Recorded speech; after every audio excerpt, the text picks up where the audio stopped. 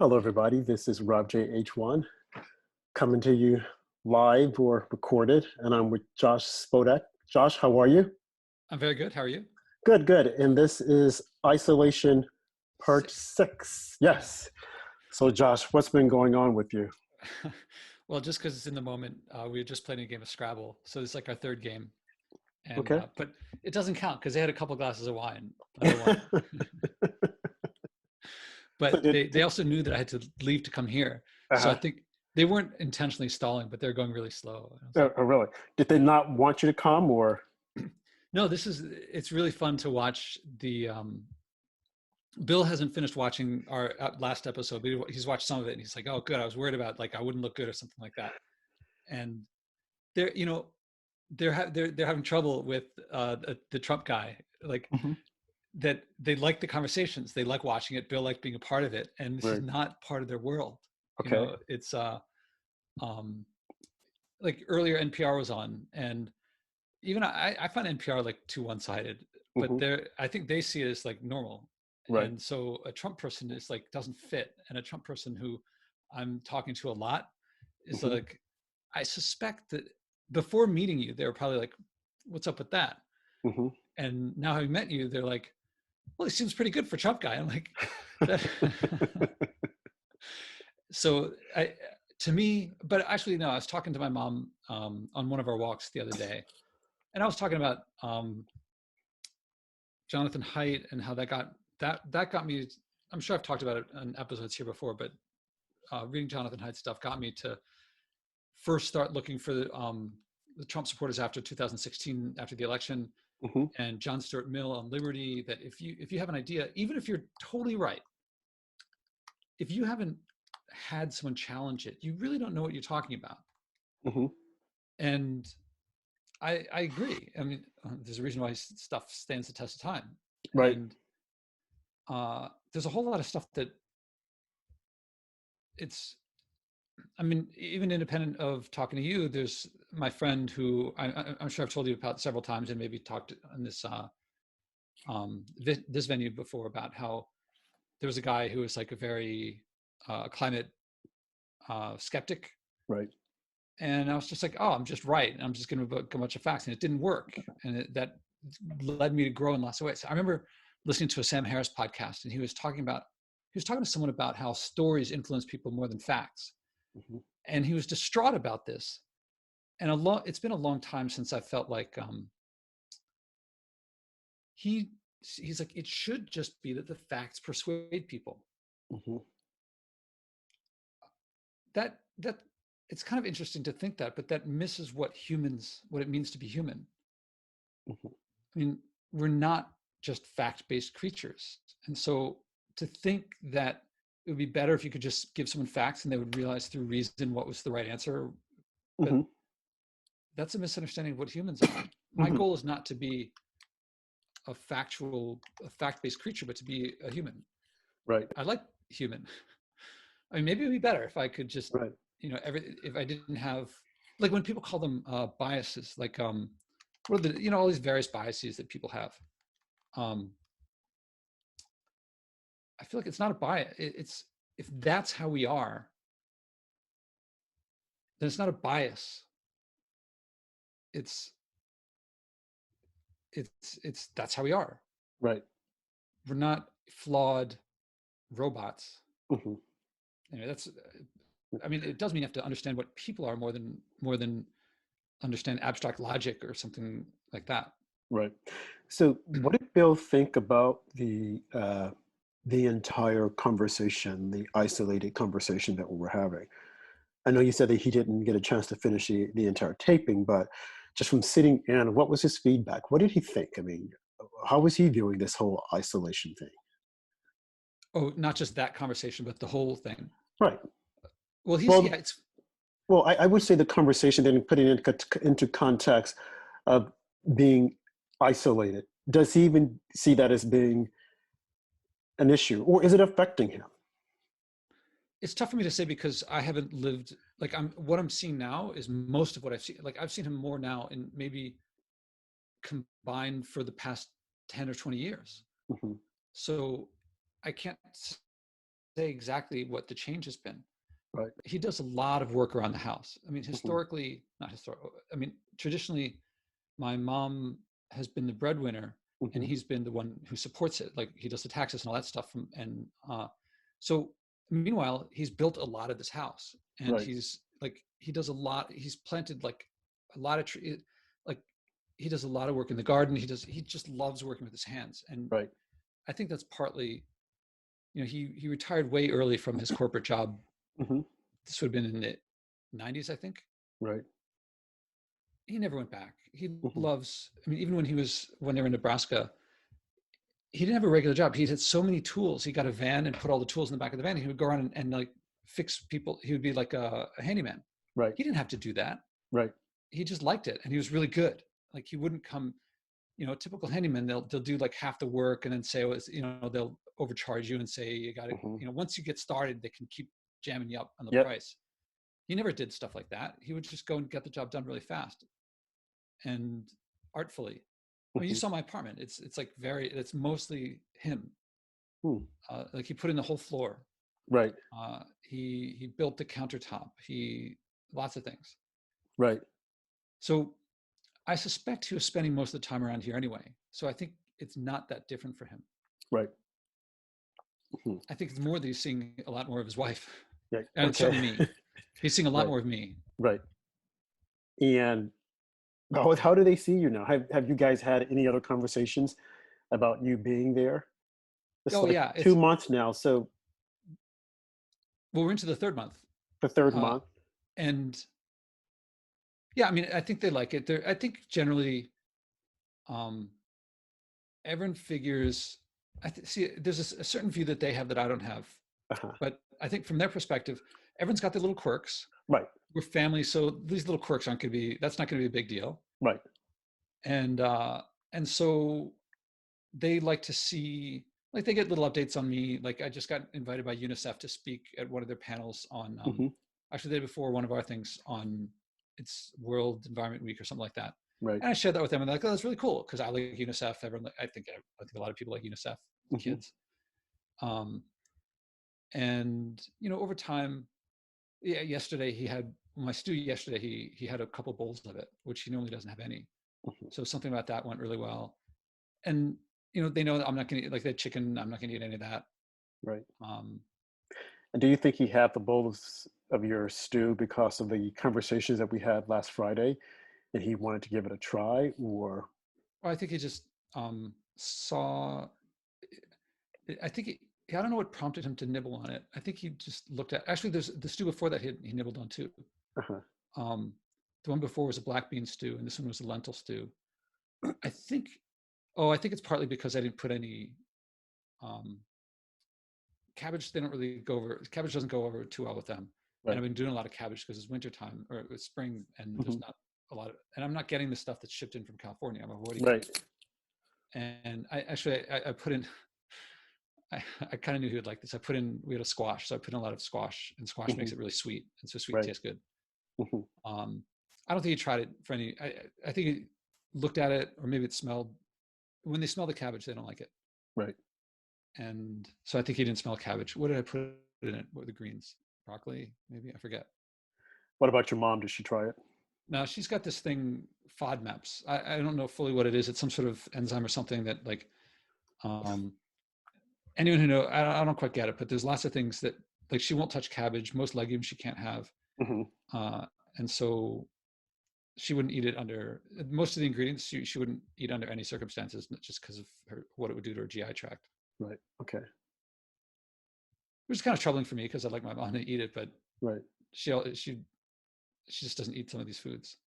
So from the conversations that we had last Friday, were there any conversations born out of it that you and Bill were able to talk about with your mom, or was it just a one-time event and then It nothing wasn't a else? one-time thing. I think my mom is. I was negligent and only got them the URLs. I think last night or this morning, Hmm. so they didn't have a lot of time to see it. My mom didn't have the chance at all. Right. So I think my mom is like very curious because she wasn't there at all. Bill is going to see Mhm. how he looks on camera, but he heard the conversation. So my mom is looking forward to seeing it. I asked if she wanted to do it, and she was like, no, thanks. So curious from just to know what was being said, or what type of curious was Yeah, I she? think she's curious. Yeah, like what was said. Mhm. I mean, she's seen our conversation, a couple of our conversations, Right. and yeah. But after we recorded last time, Bill Mhm. and I were both pretty tired, so we didn't say like, how was that for you? How was that for me? But the next Right. morning I came down, I was like, how was that? He was like, oh, it was great. He did say something. He said, um, maybe he said this before. He's like something like very thoughtful for a Trump supporter. And he goes, and he says, that might be a little prejudice on my part. And I was like, I think so. And then I kind of sat there for a little bit. Right. Uh, and we didn't really talk about it too much. Right. Um, Bill and I, my mom hasn't gone out shopping with us. So Bill and I have a weekly car trip where we go to the supermarket. Uh-huh. And the car trip is where we talk a bit more. Right. And um, Do you look forward to those conversations? I both look forward and both, oh yeah, remember before I said they view that everyone has their quirks. Uh-huh. I view that yes, everyone has, no two people are going to agree on absolutely everything. Right. So I want to find out like what the source is of the disagreement and see if we can come to learn something about each other. So I don't want to just like what was the thing that happened this week with Bill? Oh yeah, um, Bill likes the countertop spotless in the kitchen. And so there's a lot of you're chopping vegetables and like while you're preparing food, there's food all over the place. And so we'd had dinner and I left the chopping board, and my knife out because after dinner I was going to chop up an apple for dessert. Mhm. Right. So he finishes eating before me and he goes over and I was talking to my mom and he the counter's behind me. So he's just cleaning up. And when I get there, I'm like, he cleaned my knife and chopping board and now he put them away. So now I have to get them back out again Mhm. to chop my thing up. If he just left it there, it would have been less work for him, less work for me. And um, I also feel kind of guilty because I could have put it away. Right. This is a small thing. This is not a big thing. I Right. don't want to blow everything out of proportion. No, no. Well, like you said, But we all have our. I don't know why he's doing it. Uh-huh. And I want to see I want to find out where this is coming from. I think it's not, it could be just irrational, just this his thing. That's the Excuse way he me. puts it. Mm-hmm.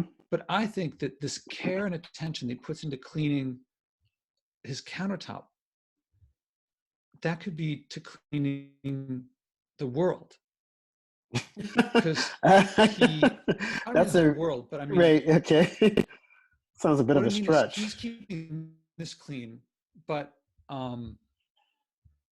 he does a lot. Like when we go to the store, I will only get nuts in bulk and put them in a Okay. bag that I brought.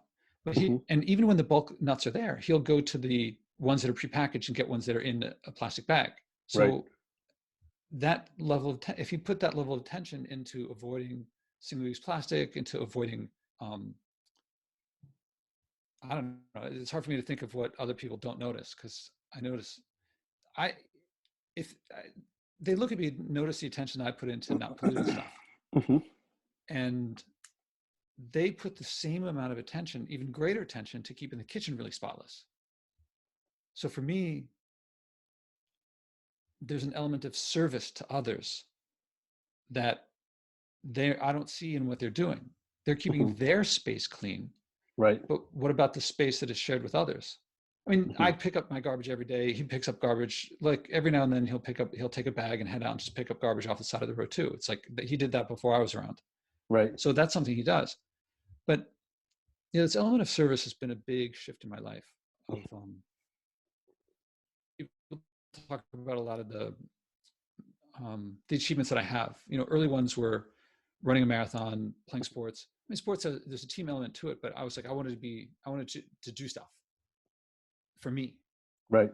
Now it's much more about serving others. Right. I mean, and so that's what I meant. Like when he's keeping his kitchen clean, both of them keep the kitchen like spotlessly clean. That level of attention in service of others. And let me say that, yeah, I don't mean cleaning the world, in service of others, not just themselves. Now, I'm sure they see it differently, Right.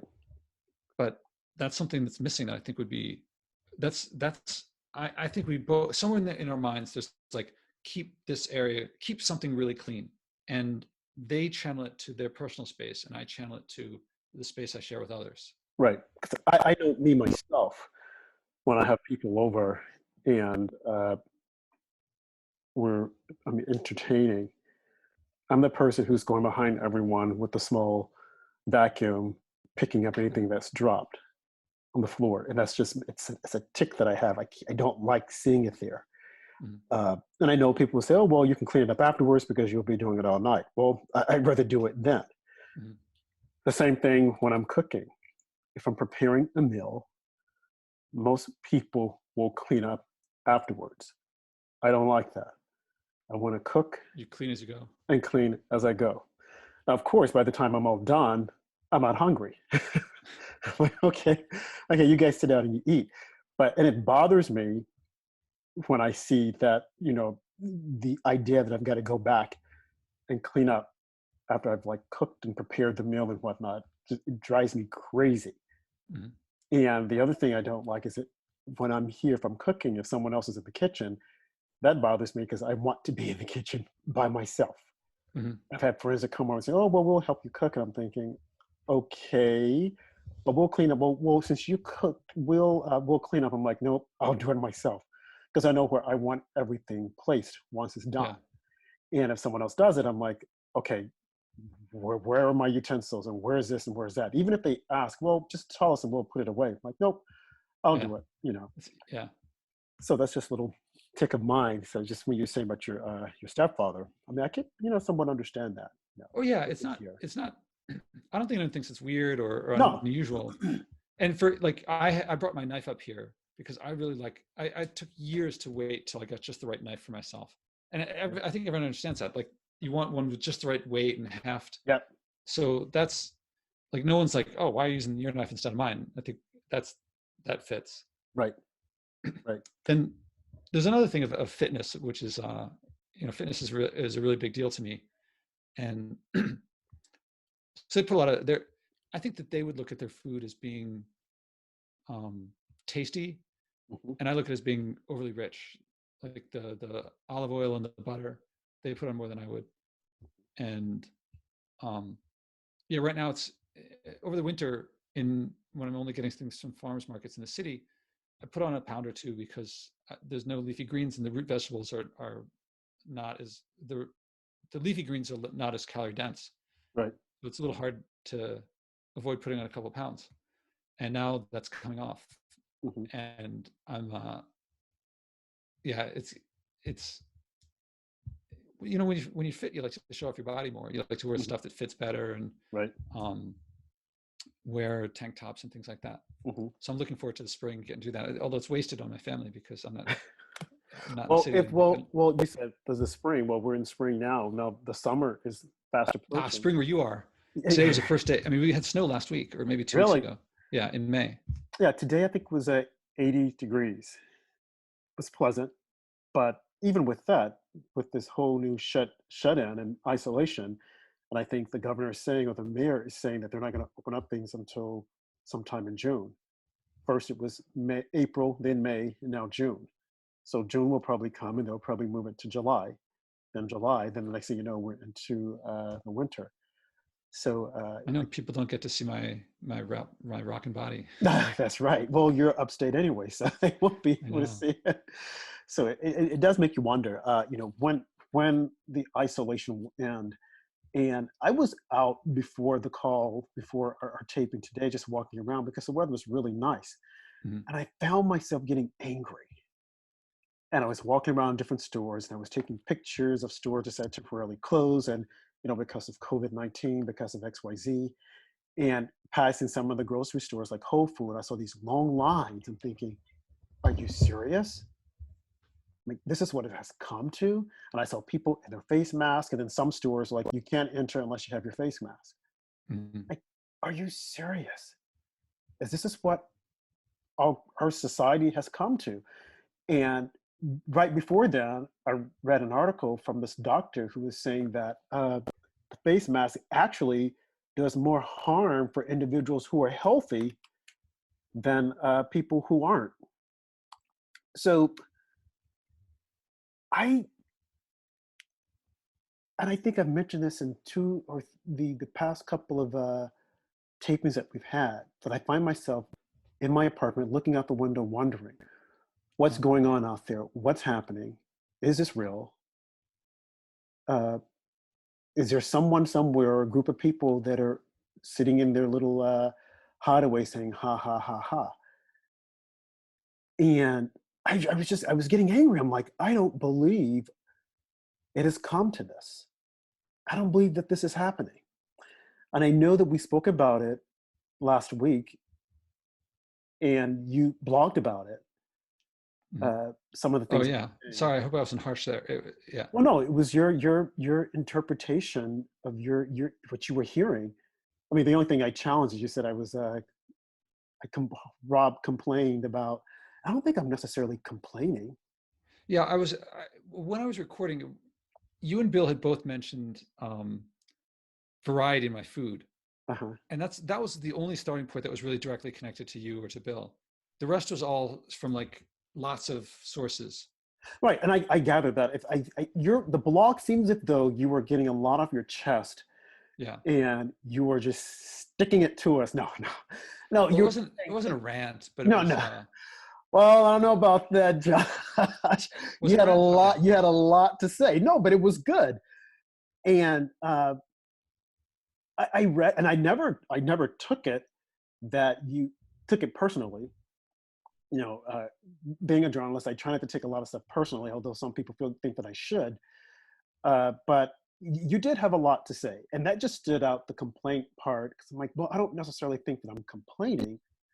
I'm just observing. And then you had mentioned, you said that feels that someone is doing something to him, and I don't think that either. But I do feel that something has happened, a disservice has happened, and I think that it happened under the watch of a lot of people who could have stopped it, but because society is sold on cheap goods and getting things quick and whatnot, that we accepted a lot of things that we wouldn't have accepted some time ago.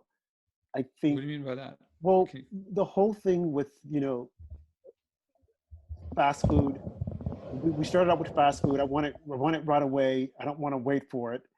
mhm. And cheap goods, I want, this product and I want it as fast as I can get it. I don't want to pay a whole lot of money for it. So what happens? We have manufacturers and all these companies that okay, we're going to get it for you, but we can't get it for you right away. Here in the States, we've got to move a lot of this stuff overseas so we can get it for you cheaper, quicker.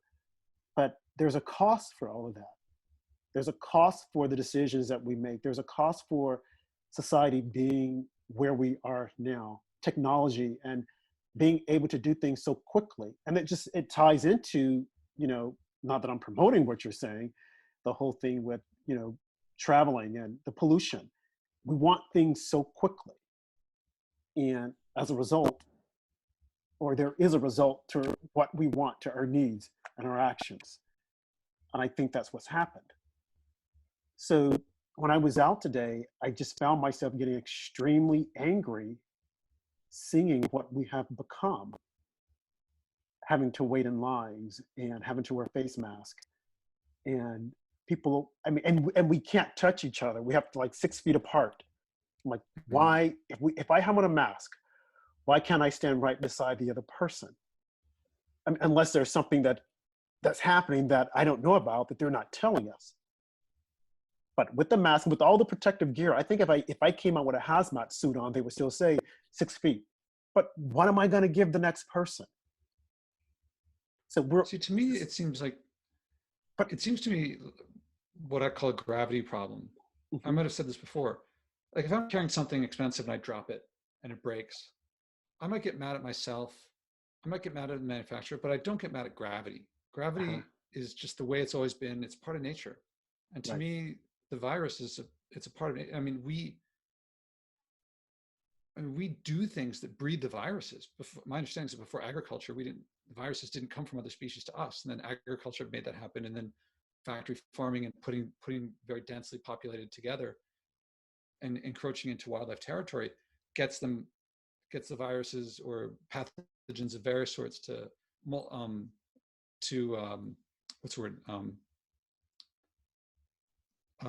What's it called when things, the DNA changes from species generation to generation? I'm just blanking on the word. I'm blank also, uh, but I know what you're for some saying. reason, Well, it's not for the viruses to mutate and then jump to us. I don't know why I blanked on mutate for some right. reason, but we're Yeah, doing but things that are causing viruses that were doing just fine inside other animals to jump to us. doing just fine other. Yeah, but what if, right, that's one school of thought. Then there's another school of thought that there's a possibility that this virus in particular was created in a lab. And Yeah, I don't see any evidence. Where's your evidence for that? Where does this come from? I'm well, curious where. I've been reading online, and I remember hearing a press conference from the Secretary of State that initially everyone thought that it was from a wet market, but from information that they have from sources where there was I think a laboratory in Wuhan, and that they were really lax on their security and the way they were, I think, handling different things that they were studying. And those reports came back to the states that, hey, you need to be careful of this because this is what's happening. And he gave an interview, I think it was 2 weeks ago, that's what they're targeting. And that apparently what had happened, and they're getting more information, is that there was an individual who was working in the lab, and because they were lax in making certain that things were done procedurally, this person left, went to a wet market because there are a lot of wet markets in Wuhan. And from there, that's where it started to spread. So yes, the wet market might have been involved, but interspecies and all that, yeah, jump from one person to the next. I believe from what he's saying, and hopefully we'll have more information about this, Secretary Pompeo, that it was created in a lab. And we do know that every country, they're always there testing different things.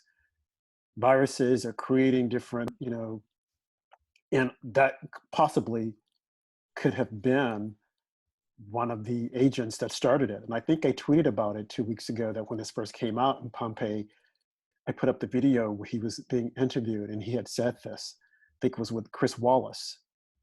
So yes, maybe the wet market, but I think strongly, definitely within the lab. And be it the lab or the wet market, I still think that there's a price to pay for where we are today for wanting things so quickly and an overabundance that we're willing to go outside of our own country to places that we can't control. I think it's 80% of our antibiotics are created in China. 40% of our pain medication is in China. That concerns me because if they decide, hey, we're going to shut you down, where do we get our medicine? Look at the diabetes medicine, it's created there also. So I don't think that people are aware how dependent we are upon China. And it's not the Chinese people. I don't want people to think that I'm saying the Chinese people, but definitely the government. And I'm always amazed that the United States, a free country, would allow itself to become so dependent upon a communist government whereby we can't see everything that's going on. You think back to, I think it was 1989, when they had the uprising in China, in Beijing, and the government decided to roll out this huge machine and just rolled on people and killed them. We would have learned then. And I think a lot of this started back in the 1989, 90, when we signed an agreement saying we want to put China, we want to rise China up because we view them as being a third world country. Well, they're no longer a third world country. So we've had different presidencies who have, allowed this to continue. And we've only had one president, Donald Trump, who as early as the 80s gave an interview with Barbara Walters, and my readers followers can look at this, YouTube it, whereby he was cautioning us about China and saying that, hey, we can't treat them like a third world country. But we did. And look at where we are today. I did some more research. There's a wall, some type of road that they're building in Southeast Asia, that they're trying to connect all of these countries together so that they can exchange merchandise and trade and whatnot. These governments are going to become dependent upon China because China is rescuing them from a lot of their debt. The same thing is happening in our own backyard, the Western Hemisphere, where they are in a lot of the countries, Ecuador, uh, Chile, and they're giving these guys money to help out with their economy. This is very dangerous. So to tie this all in, when I look at what we're going through, and I see no one standing up saying, hey, this has to stop. We've got to become more independent of them and start looking at our own country as opposed to trying to lift them up. Globally, yeah, it looks good, because we're helping out the next country, but what about our own? And as a result, to what we're doing, we have pretty much sold our soul, and look at what's happening. 2020, hindsight is always 2020. We can't go back and change the past, but I think that we can correct it. So that's the reason why my angst, and I was finding myself getting angry as to what was happening. And I myself have partaken in, wanting these cheap goods. I can look at anything around me and I'll see that it's made in China. Hardly ever is anything made in the USA. So I would challenge people who are listening to this to go look in your house, your apartments, your office, and see what's made in the USA and what's made in China.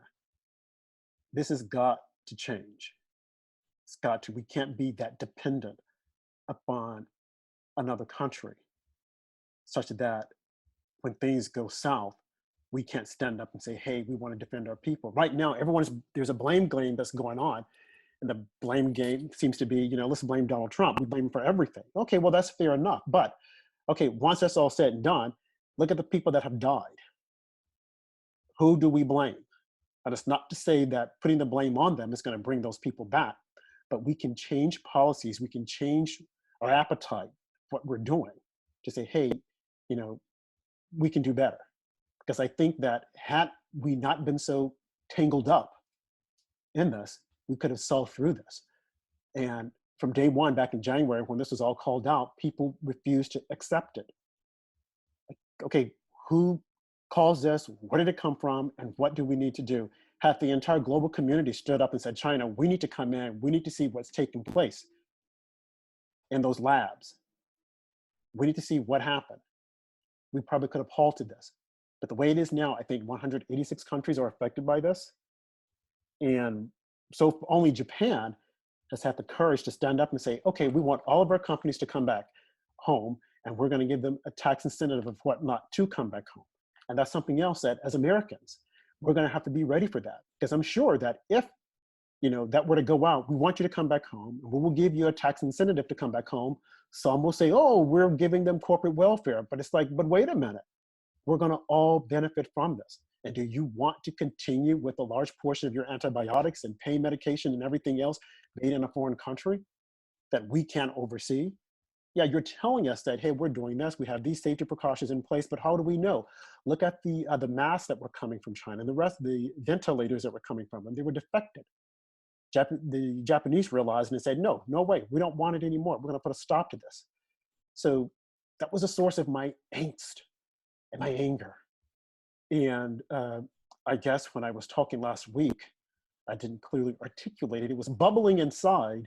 Mm-hmm. Then today when I went out, because it was a really nice day, knowing that the summer is staring us in the face.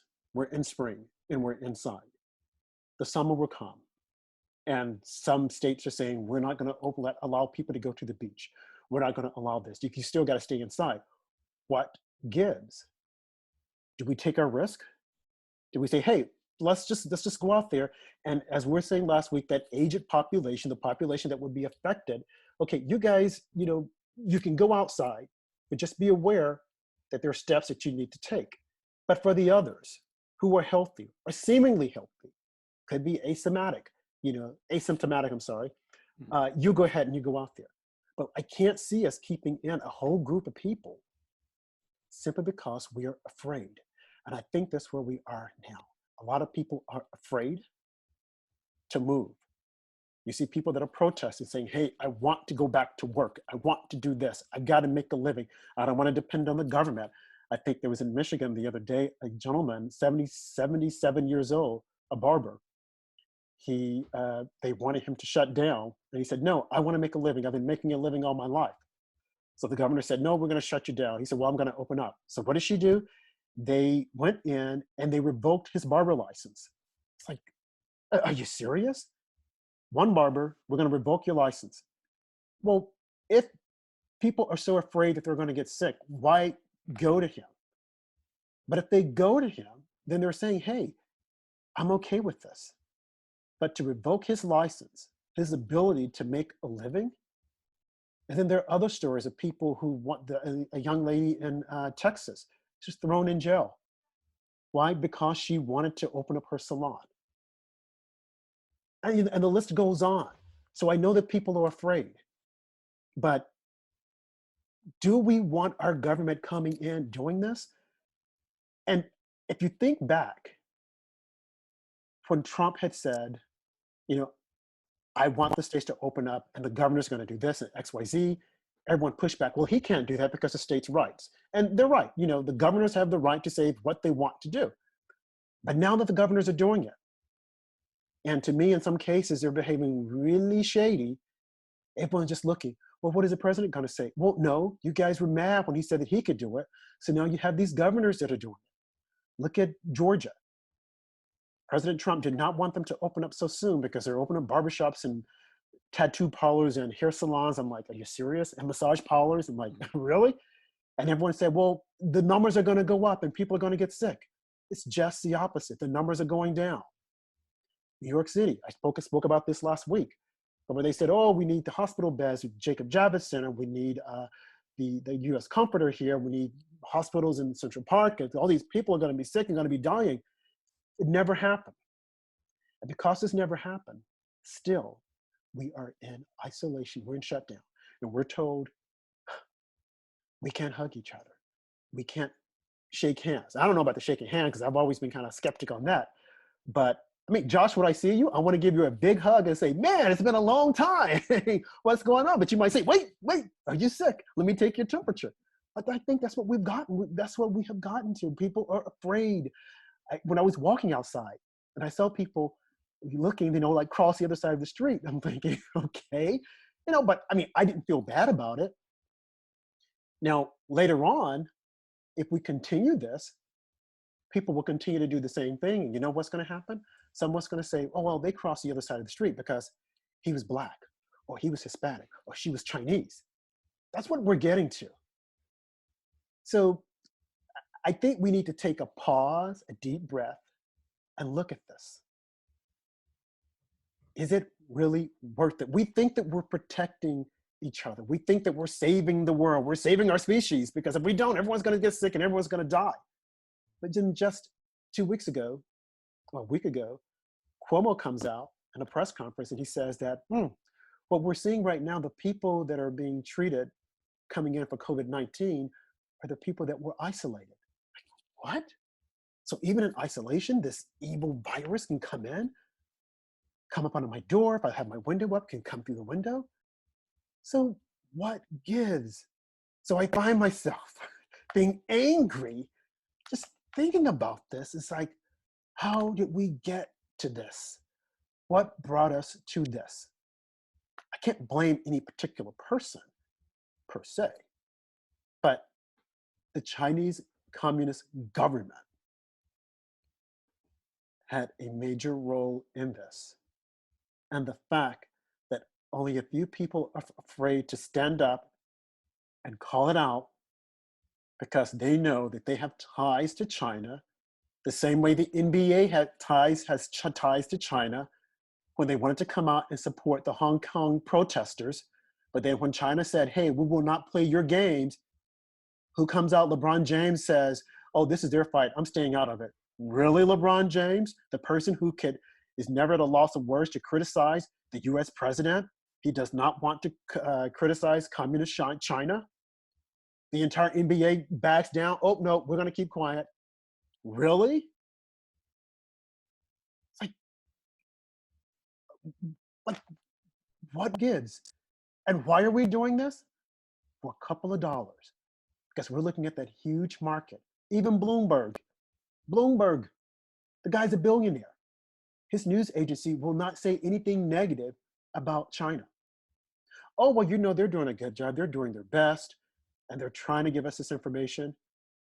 He was asked a question once when he was saying he was running for president. They said, well, do you think that President Xi is a dictator?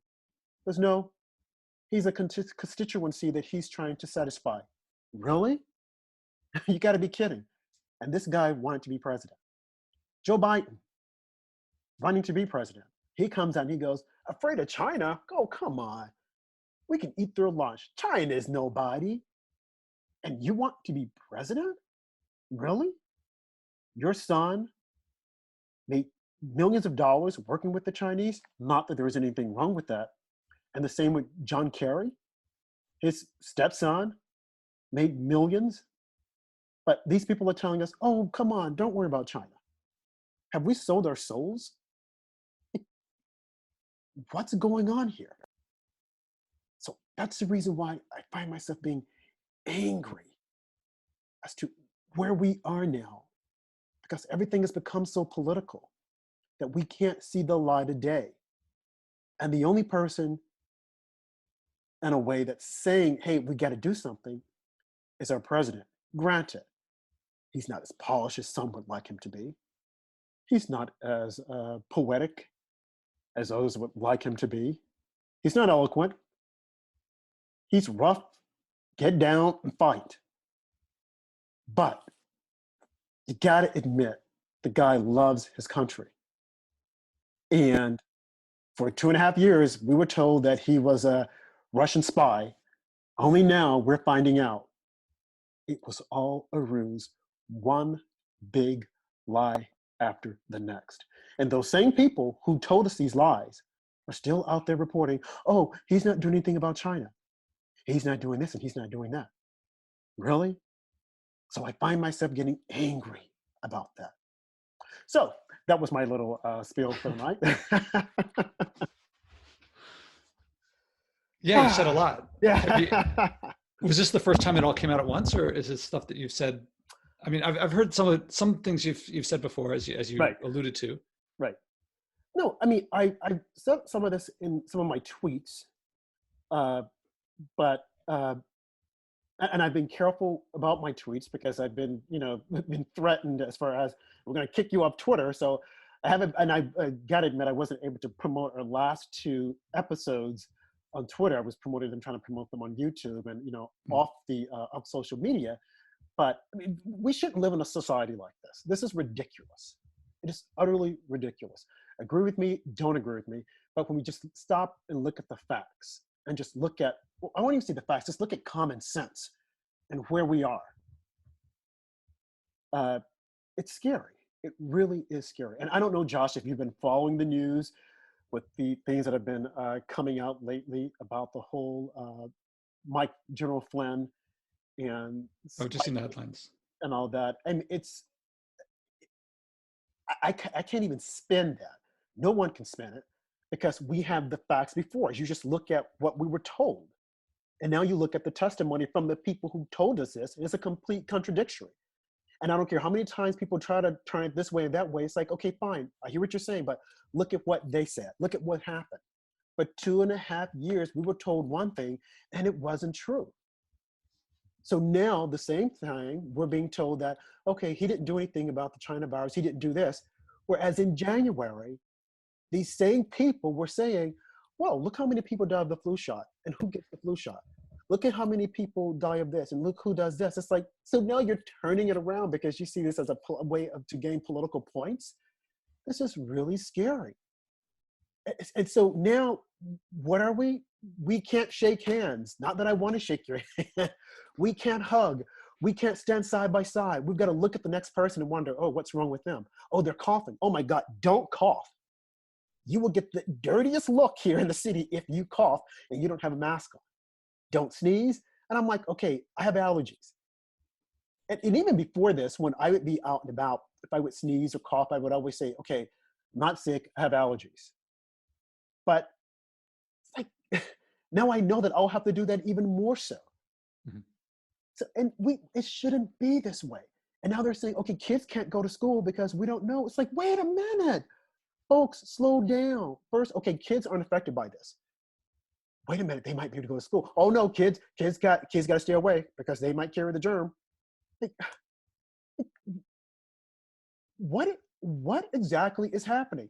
Now, I listened to, excuse me, this guy, Dr. Fauci, and I don't know if you've heard him, you've read him, studied him or whatnot, Dr. A bit, Fauci yeah. and Deborah Bird. Now, they both seem like very nice, intelligent people. She seems like a very lovely woman, very in style. He seems like a very smart man, Brooklyn born, but he's a scientist, and that's it. And he himself has said, I am a scientist, and that's where I stop. I'm only giving you information based on my, being a scientist. I'm not an economist or anything. Mhm. And nor should he be. And nor should he give commentary on it. And if he does, he should say, look, this is just based upon my own personal belief, because people now believe everything that this guy says. But there should be two sides. You get a second opinion from a doctor for a reason. Because one said this, like, okay, I don't believe this, and someone else might say something else. Well, this might be a better way of handling it. Now those voices are coming up. They're percolating up to the top. And they're saying, maybe that wasn't the best way to shut everything down. Switzerland didn't shut down. Those are Sweden, I'm sorry, Sweden. They didn't shut down. Okay, now, yes, they had a huge, high number of people that were sick, but they got well. And that's the other thing. People get sick, but people live, they survive. But we're focusing on the dead. All these people died, but look at how many people were sick and they survived.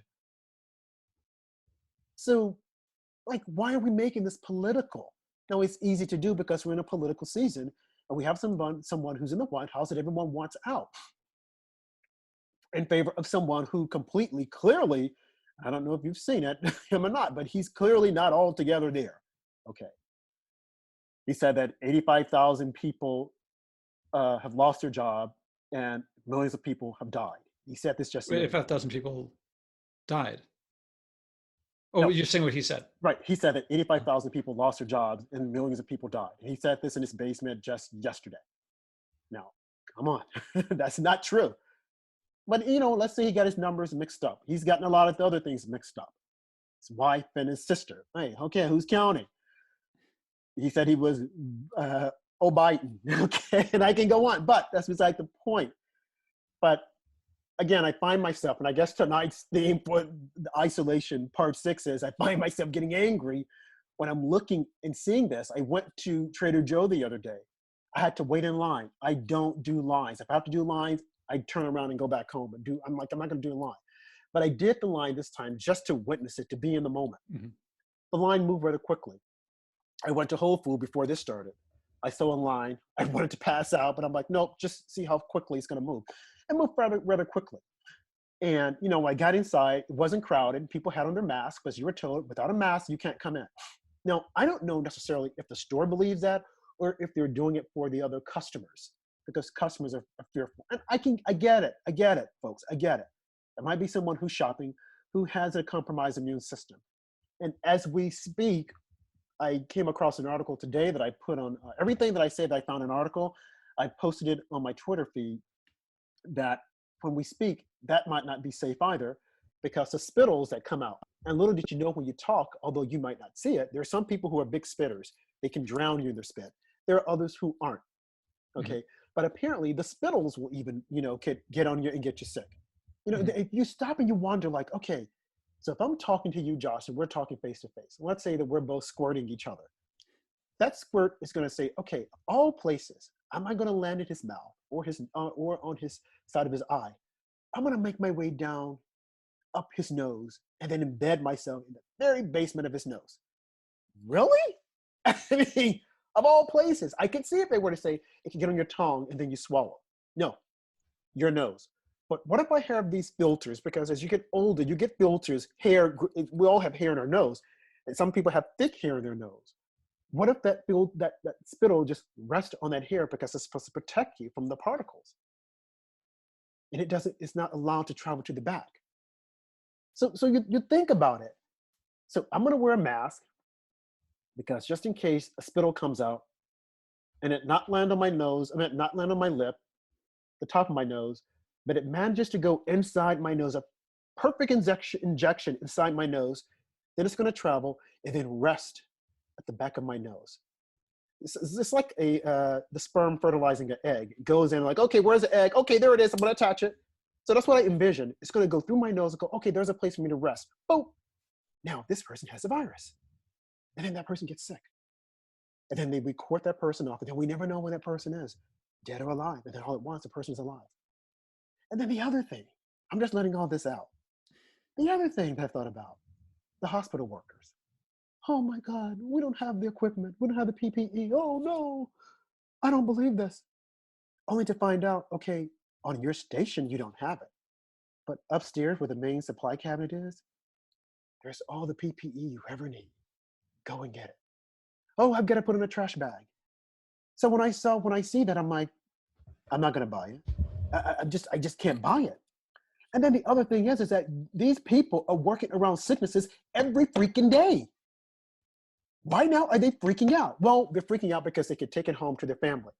Well, by God, when you leave the hospital, I would think that you would go home, take up your gear, and jump in the shower. That has always bothered me. Whenever I see a doctor or anyone in scrubs walking around, I'm thinking, wait a minute, they just left the hospital. They probably have germs. Or they're going to the hospital. They're giving the patients germs. And I remember inquiring for someone, I'm inquiring about this, and they said, oh, well, those are probably good germs. But now we're being told, oh no, they're bad germs. So when I hear these people freaking out and crying, and oh my, and I witnessed this, I know that death is traumatic, okay. But I think a lot of these people are playing into it because they want their 15 minutes of fame, some of them. I've spoken to others who've said, it's not what you hear. It is sad, it's unfortunate, but I chose this profession and I'm here to do my job.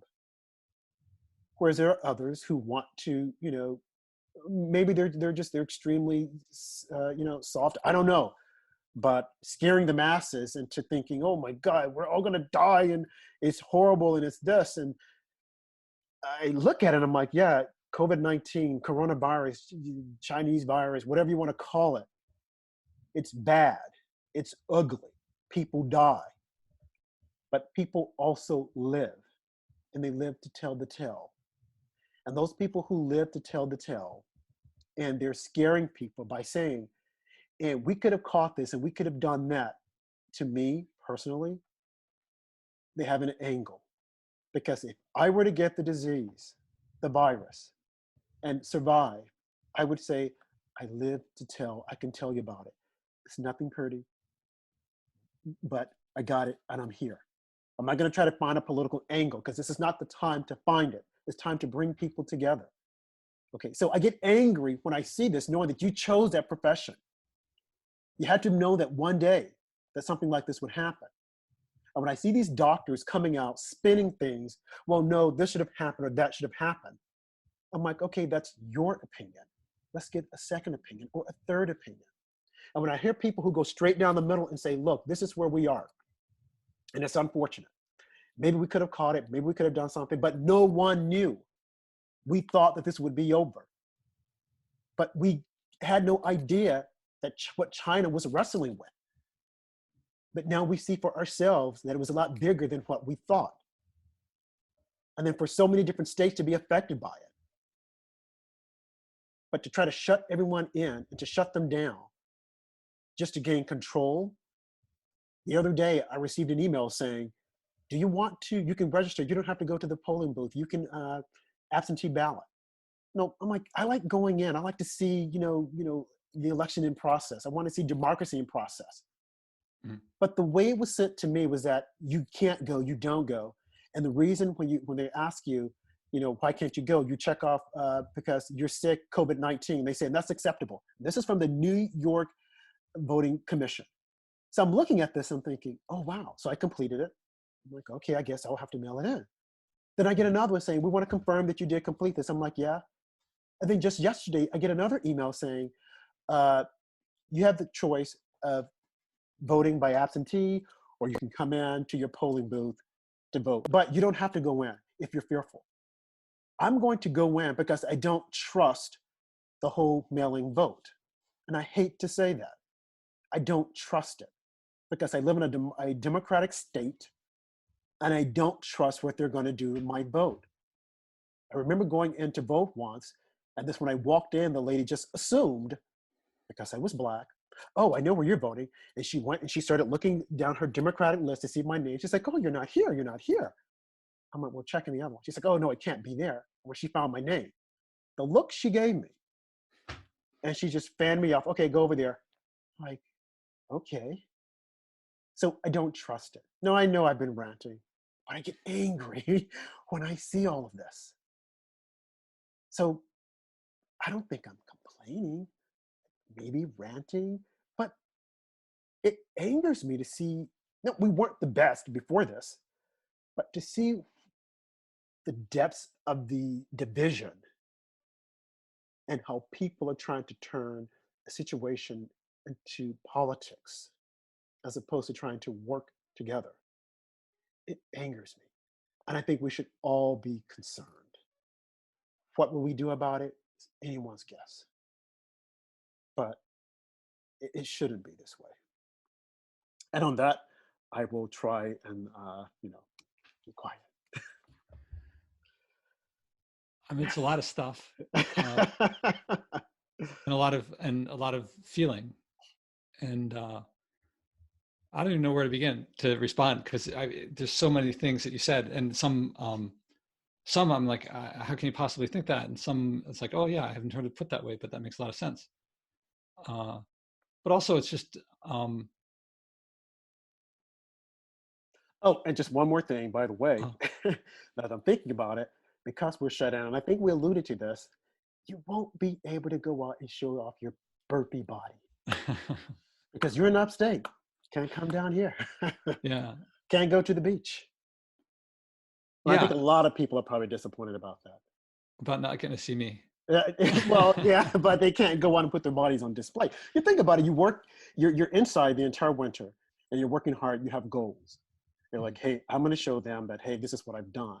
And now, I've been people that I follow on Instagram, I see a lot of them working out at home. They're saying, hey, let's do this and let's do that. And I say, well, if I can't show off my body on the beach, I'll show it off on Instagram. Well, that's as close as you're going to get to a beach because if you walk to the beach, I got to admit, I did take a sneak to the beach the other day, just to witness as to what was happening. On the subway or No, a or car. A friend of mine uh-huh. took me. Okay. And it was interesting because people were practicing social distancing. You didn't see any bikini bars or anything like that. But there were police there, I guess, to make certain that people weren't gathered together. And to me, that's just a waste of money, taxpayer dollars. You want the police to police the beach? What police should be policing the subway? When we're trying to get people to police the subway, policemen, and we're saying, oh, we don't have money. But we, all at once, think about it. There's no money to police the subway because there's no money in the budget. There's no money to police the streets or the areas whereby there's crime because we don't have a lot of money in the budget. We have to close down subways. We've got to take police off the cars because we just don't have the money. But all at once, miraculously, there's money for police to go out to police social distancing. Does that make sense to anyone? Where did that money come from? No money for the subway. We've got to close subway booths because we just don't have the money to police all this. And people, if you see something, say something. And we don't have money to put police on every subway car. But now, all at once, I look at a subway station. There's a police officer. I go into not Dwayne Reed, but CVS. There's like 3 or 4 policemen there, and I'm like, why are you guys here? They're nice. I'm like, oh, thank you for your service. But I thought we didn't have money. But now all at once, all this money is being found. What the heck is going on? Oh, Josh. I don't know. Now you see why I'm looking out my window wondering. And I know it probably sounds crazy to some people, but wondering, you know. I don't think it's a hoax. The virus is real. Uh, I think that we're learning out something about the virus every week, possibly every day. But I don't think that it's as deadly as we were initially told. And I think even the scientists are kind of backing off about it. When Dr. Fauci testified before the House on this week, I think it was Thursday or Wednesday, he even said that, it's a bad virus, but people will live. And I took that snippet and I put it on Facebook. I put it everywhere I could because I wanted people to see that, because people are assuming that if they get it, they're going to die. And they're not necessarily, I'll say, going to die.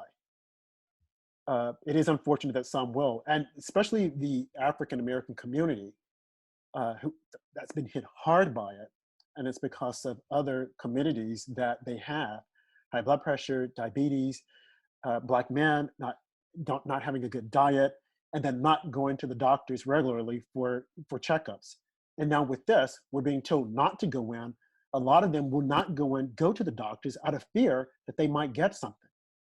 So you have all these mind games that are, in play here, and I don't think people realize what's happening. Black people aren't going to go see the doctor if they think that they're going to get something, get sick. They're going to stay from the doctor. Already, they don't trust doctors. Okay. And this whole idea of a vaccine. First, we were told social distancing, stay away. And then now, no, we got to have a vaccine before we can open anything up. Do you actually think Black people are going to want to take the vaccine? No, they're not going to, because they don't trust a lot of medicine, especially after the entire Tuskegee fiasco back in the 50s, the 60s, and the 70s. I think it ended in the 80s, whereby they injected Black men with syphilis, telling them, hey, we're testing something else, only to find out that they gave them syphilis. So they're not going to trust, I don't care who says it, Barack Obama, they're not going to trust you either, taking a vaccine. Now, some will. You look at the flu shot. Not many people take the flu shot. I took it. I never had a problem with it, but people are fearful. Some people, Black, white, brown, blue, red, are fearful that if they take it, they'll get sick. Well, the reason why you got sick is because your immune system was already compromised. So when you do go in and take it, they always ask, how do you feel? They take your temperature. Have you been coughing? Have you this, that, blah, blah, blah, blah. No, I haven't. But then when you get it, you do get sick. That is the reason why. But some people will swear, no, the flu shot got me sick. So they won't take it. So fast forward, looking for a vaccine. Do we actually think people are going to take the vaccine? And then this whole thing with, well, we're going to not only give you the vaccine, but we want to be able to trace you. So just in case you're in a cluster of people, if someone had the virus or got the virus, we can contact you. And who's going to spearhead that in New York? The Bloomberg Foundation. Who's he going to do it with? Oh, with his Chinese buddies, because they're coming up with it. Really? So do you think I'm going to go in and let you get my information so you can track me? Bad chance. I'm not doing that. So again, all of these different things are at play that people aren't aware of, because they're only looking at what they want to look at and listen to what they want to listen to and hear. But you have to look at the entire picture collectively and say, wait a minute, there's some intercollecting things that's going on here that I need to make sure that I can dissect and see what's true, what's not true, what's good for me, what's not good for me. So again, and I said I was going to end, but I didn't, because I thought of something else. I get angry when I see this. And not angry enough that I want to cause harm to someone, but angry at the fact that 2020, United States, and this is where we are. Someone did a piece the other day that I saw on Instagram, and they were talking about a man, a kid who survived was born when they were having World War I, then World War II, lived through the Spanish flu, the Great Depression, and all this stuff. And it's like, and now look at what we have, look at what we're living through. It's unbelievable. 9/11, and now this. It makes you wonder. And we can't come together and decide on whether or not we want to save America we can't come together and decide if climate change is real and what we can do to keep the country going, keep the climate going, rather. But then just the other night on CNN, they had Greta Thunberg on as a guest commentator, and she was giving us all insight as to how we could save the climate. She's 17 years old. What the heck does she know about saving the climate? Folks, come on. But these are the people that they're telling us they have the answer. And I think that they probably did it because they're probably thinking, well, no one can attack her because she's a kid. Just like the whole thing with the Florida, when they had the Florida shooting and they said, oh, no one can attack David Hogg because he's a kid. We can let him come up and he can, chastise the adults and say whatever he wants to say, and the adult has to take it. Bad chance. So Greta, go out there, play with your Barbie doll, have fun, date, do whatever. You can't do it now because everyone is shut in. But folks, come But she's Swedish. on. I'm sorry? She's Swedish. Swedish, okay. So she can. She's going to. Oh, yeah. Well, maybe that's the reason why they had her on, so that she could tell, well, this is what we did. It's like, come on. And so I sigh. And I looked at one of my poems the other day. And I asked the question, why does the cave bird sing? Maya Angelou wrote a poem saying, I don't know why. So I did just the opposite. And I said, this is why. He doesn't know anything other than the cage. He doesn't know the freedom on the outside. He doesn't know he can go out and fly and talk with the other birds. So he's content. Why would he want to leave his cage, his golden cage, whereby he's fed, he has a mirror to look at himself? Nice family. So why would he want to go outside and mingle amongst us or the other birds? So he's just as happy and content being in the cage, a cage bird. Okay, I'll try to stop. I know I've just been going on, but man, come on. There's just a lot that's happening out there, Josh. Mm-hmm. And I know that you're in upstate, but New York just isn't New York. And you see these signs closed temporarily, and I'm thinking, yeah, define temporarily. When will you open? Some restaurants want open. They can't open. They can't survive. Survival of the fittest, perhaps? No, I don't know. But I never viewed restaurants the way I view them now. I'm not a connoisseur of going to a fancy restaurant.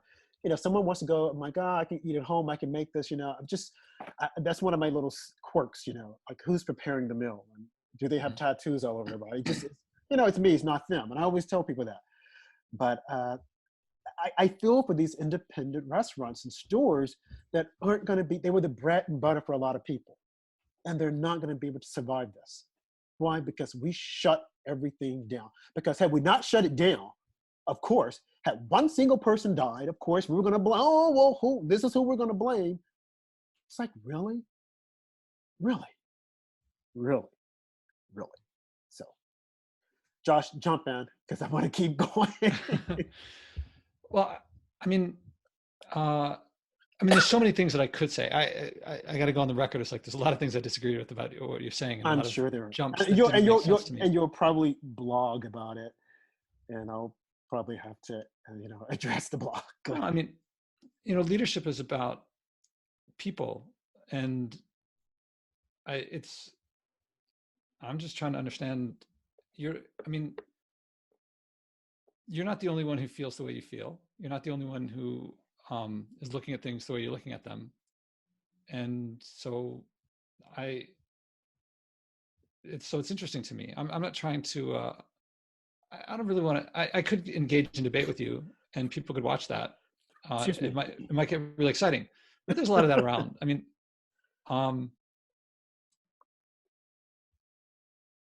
We're two people and I'm hearing your views.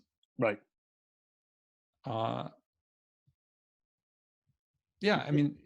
There's also like a lot of things that you've said when it's just been this, but also when we do the other ones, the other format.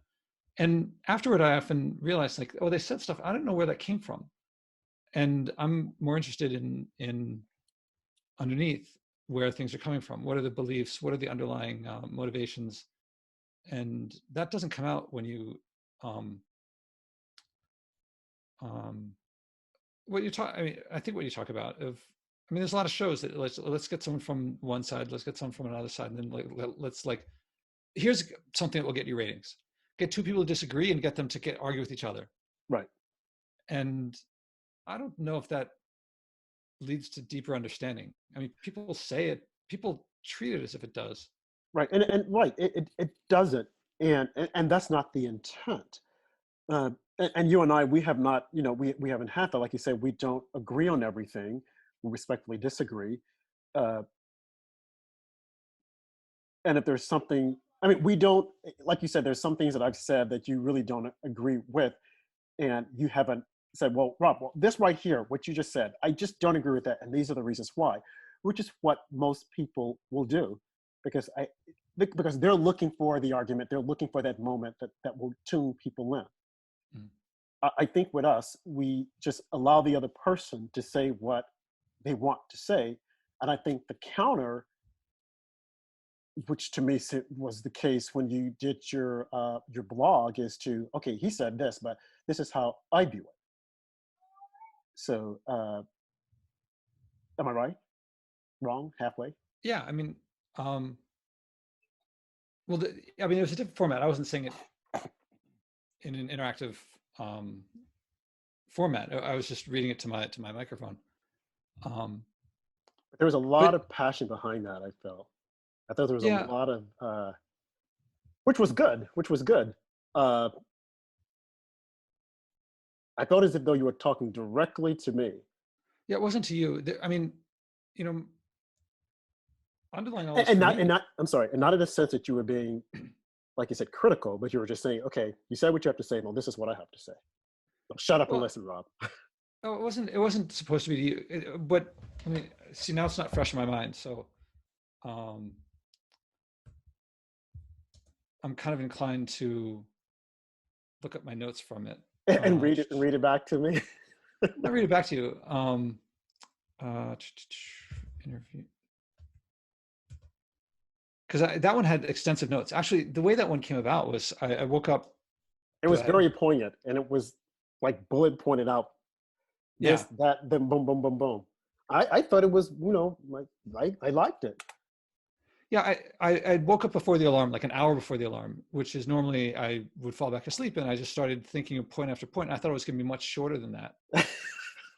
Uh, So so go ahead. yeah, I start off with the difference between varied. People look at my food and they say, "Oh man, this has nothing to do with you," but so many people, um, they they say, "Josh, your food there's no where's the variety?" And yet these same people will look at McDonald's and Wendy's and be like totally different. Right. Oh, we had Wendy's yesterday, let's have McDonald's today. And to me, that is once you, and they'll say, once you give it the salt, sugar, fat, convenience treatment, to me, it's the same. It may Mhm. taste different, but when the pleasure is just coming from something that's like, it's cheap. Anyone can, cheap, not in the sense of inexpensive, but cheap. Like to me, a big element of food, of the joy and pleasure of food is what the person puts into it. Right. And if all you do is like deep fry it, I'm sure that deep fried Twinkies taste very different than deep fried jalapeno peppers. But to me, it's the same thing. You just deep fat fried it. And um, so I don't see variety between, yeah, cornflakes Hmm. and Fritos to me are pretty similar. It's like you take this corn and puff it, and in one, I don't know if cornflakes, they probably add some sugar into that. And the other, they add salt. Now, to most people, they're totally different aisles in the supermarket. But it's like they're still exciting that craving in you to get you to eat more. Right. So that was my starting point. And then, um, You really got into it. yeah, let's see. I'm just going through my notes.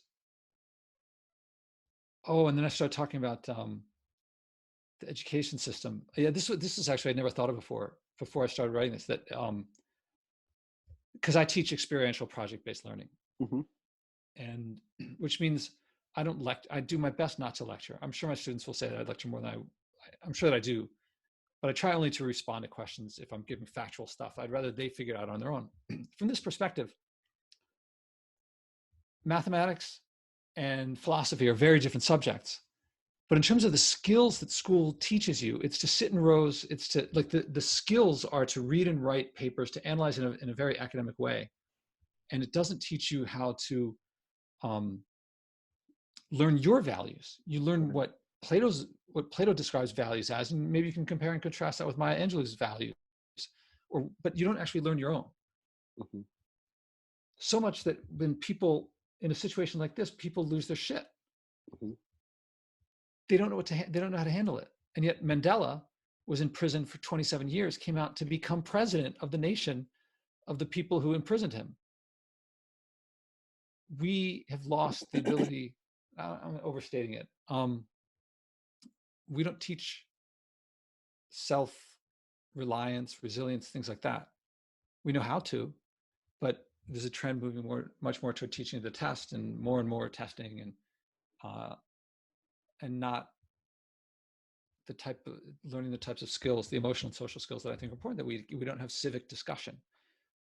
People, something happens that we don't like, and we go and complain to the authorities and sue each other more than we handle things.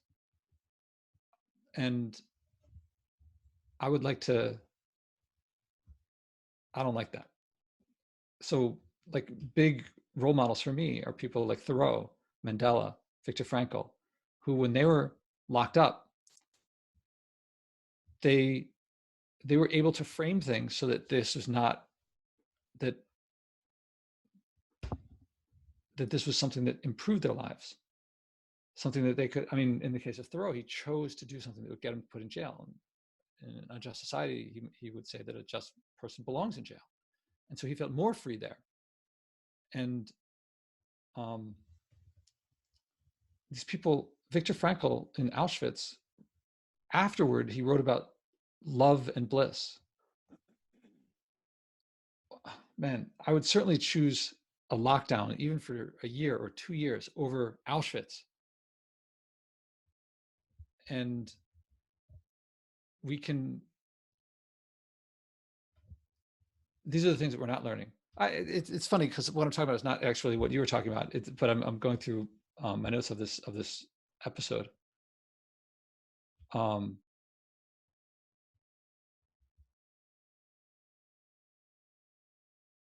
Yeah, and it's going to come back to the environment for me. I'm still looking at my notes. I guess it's kind of ranty more than I thought. I thought there was a thread that went through it, but I'm both scanning it and talking to you, so it's maybe.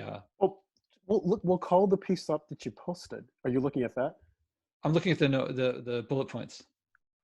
Of that's what's on your blog. Oh yeah, wait, sorry. Bill and I were driving around, and we stopped at this place where there's a guy that he knew, and the guy was talking about how his son, who sounds like he's maybe 5th, 6th, 7th grade, something like that, his son is not in school, and Right. so he's homeschooling the kid, and he's realizing, this is what I was talking about education. Right. One of the reasons is that he's realizing this kid is really good in math, and school is totally underserving him. School before the virus, he would just send his kid to school like anyone else, and he went off and did his job. And now that he can't send his kid off to school, he has to stay home and teach his kid, and he's bonding with his kid as you'd expect a father and son to do. And he's also realizing that well, I asked him if he'd known what would happen, would he have done this earlier? And he's like, yes, his kid is more important. And I was like, why did you do it? His kid is more important than whatever he was doing with his time before. Right. Which makes sense. I mean, most parents love their kids more than anything else in the world. And so I don't think this guy's particularly special. And so I said, how come you could have found this at any time. How come you didn't? He's like, well, I was busy with other things. That's what our world is like. We're busy with other things, not with things we really value, like our kids. Right. And so we just send them off to school, and and we send them off to sit in rows and learn not how to be a citizen, but how to be, I've said this before, schools are like among the most authoritarian environments we've created with very little freedom. So that conversation got to me, and people could have learned it a long time. Yeah. I don't want to get too much into a rant because people can listen to that episode. Well, you're saying blog, but really a podcast episode. Right. Yeah. The podcast. I'm looking at it now. Why we feel miserable. under lockdown. I mean, I like the title, and then Josh, that was quite a lot of bullet points. Yeah. And what I envisioned was that because I was watching you when we were talking, and I don't know, I just felt that there was a lot of that was percolating in your head, and I envisioned that when it was over, you thought about it, Just and now, you mean just now when we were talking, when you were no, talking? no, no, after last week's episode, Okay. when we were talking, the three of us, and you went to bed with it on your mind, and then it's like, okay, I got to say something. And then you got up and you just started making the bullet points, boom, boom, boom, boom, boom, boom, boom, boom, and then you talked about it. And I thought, wow, that's a lot.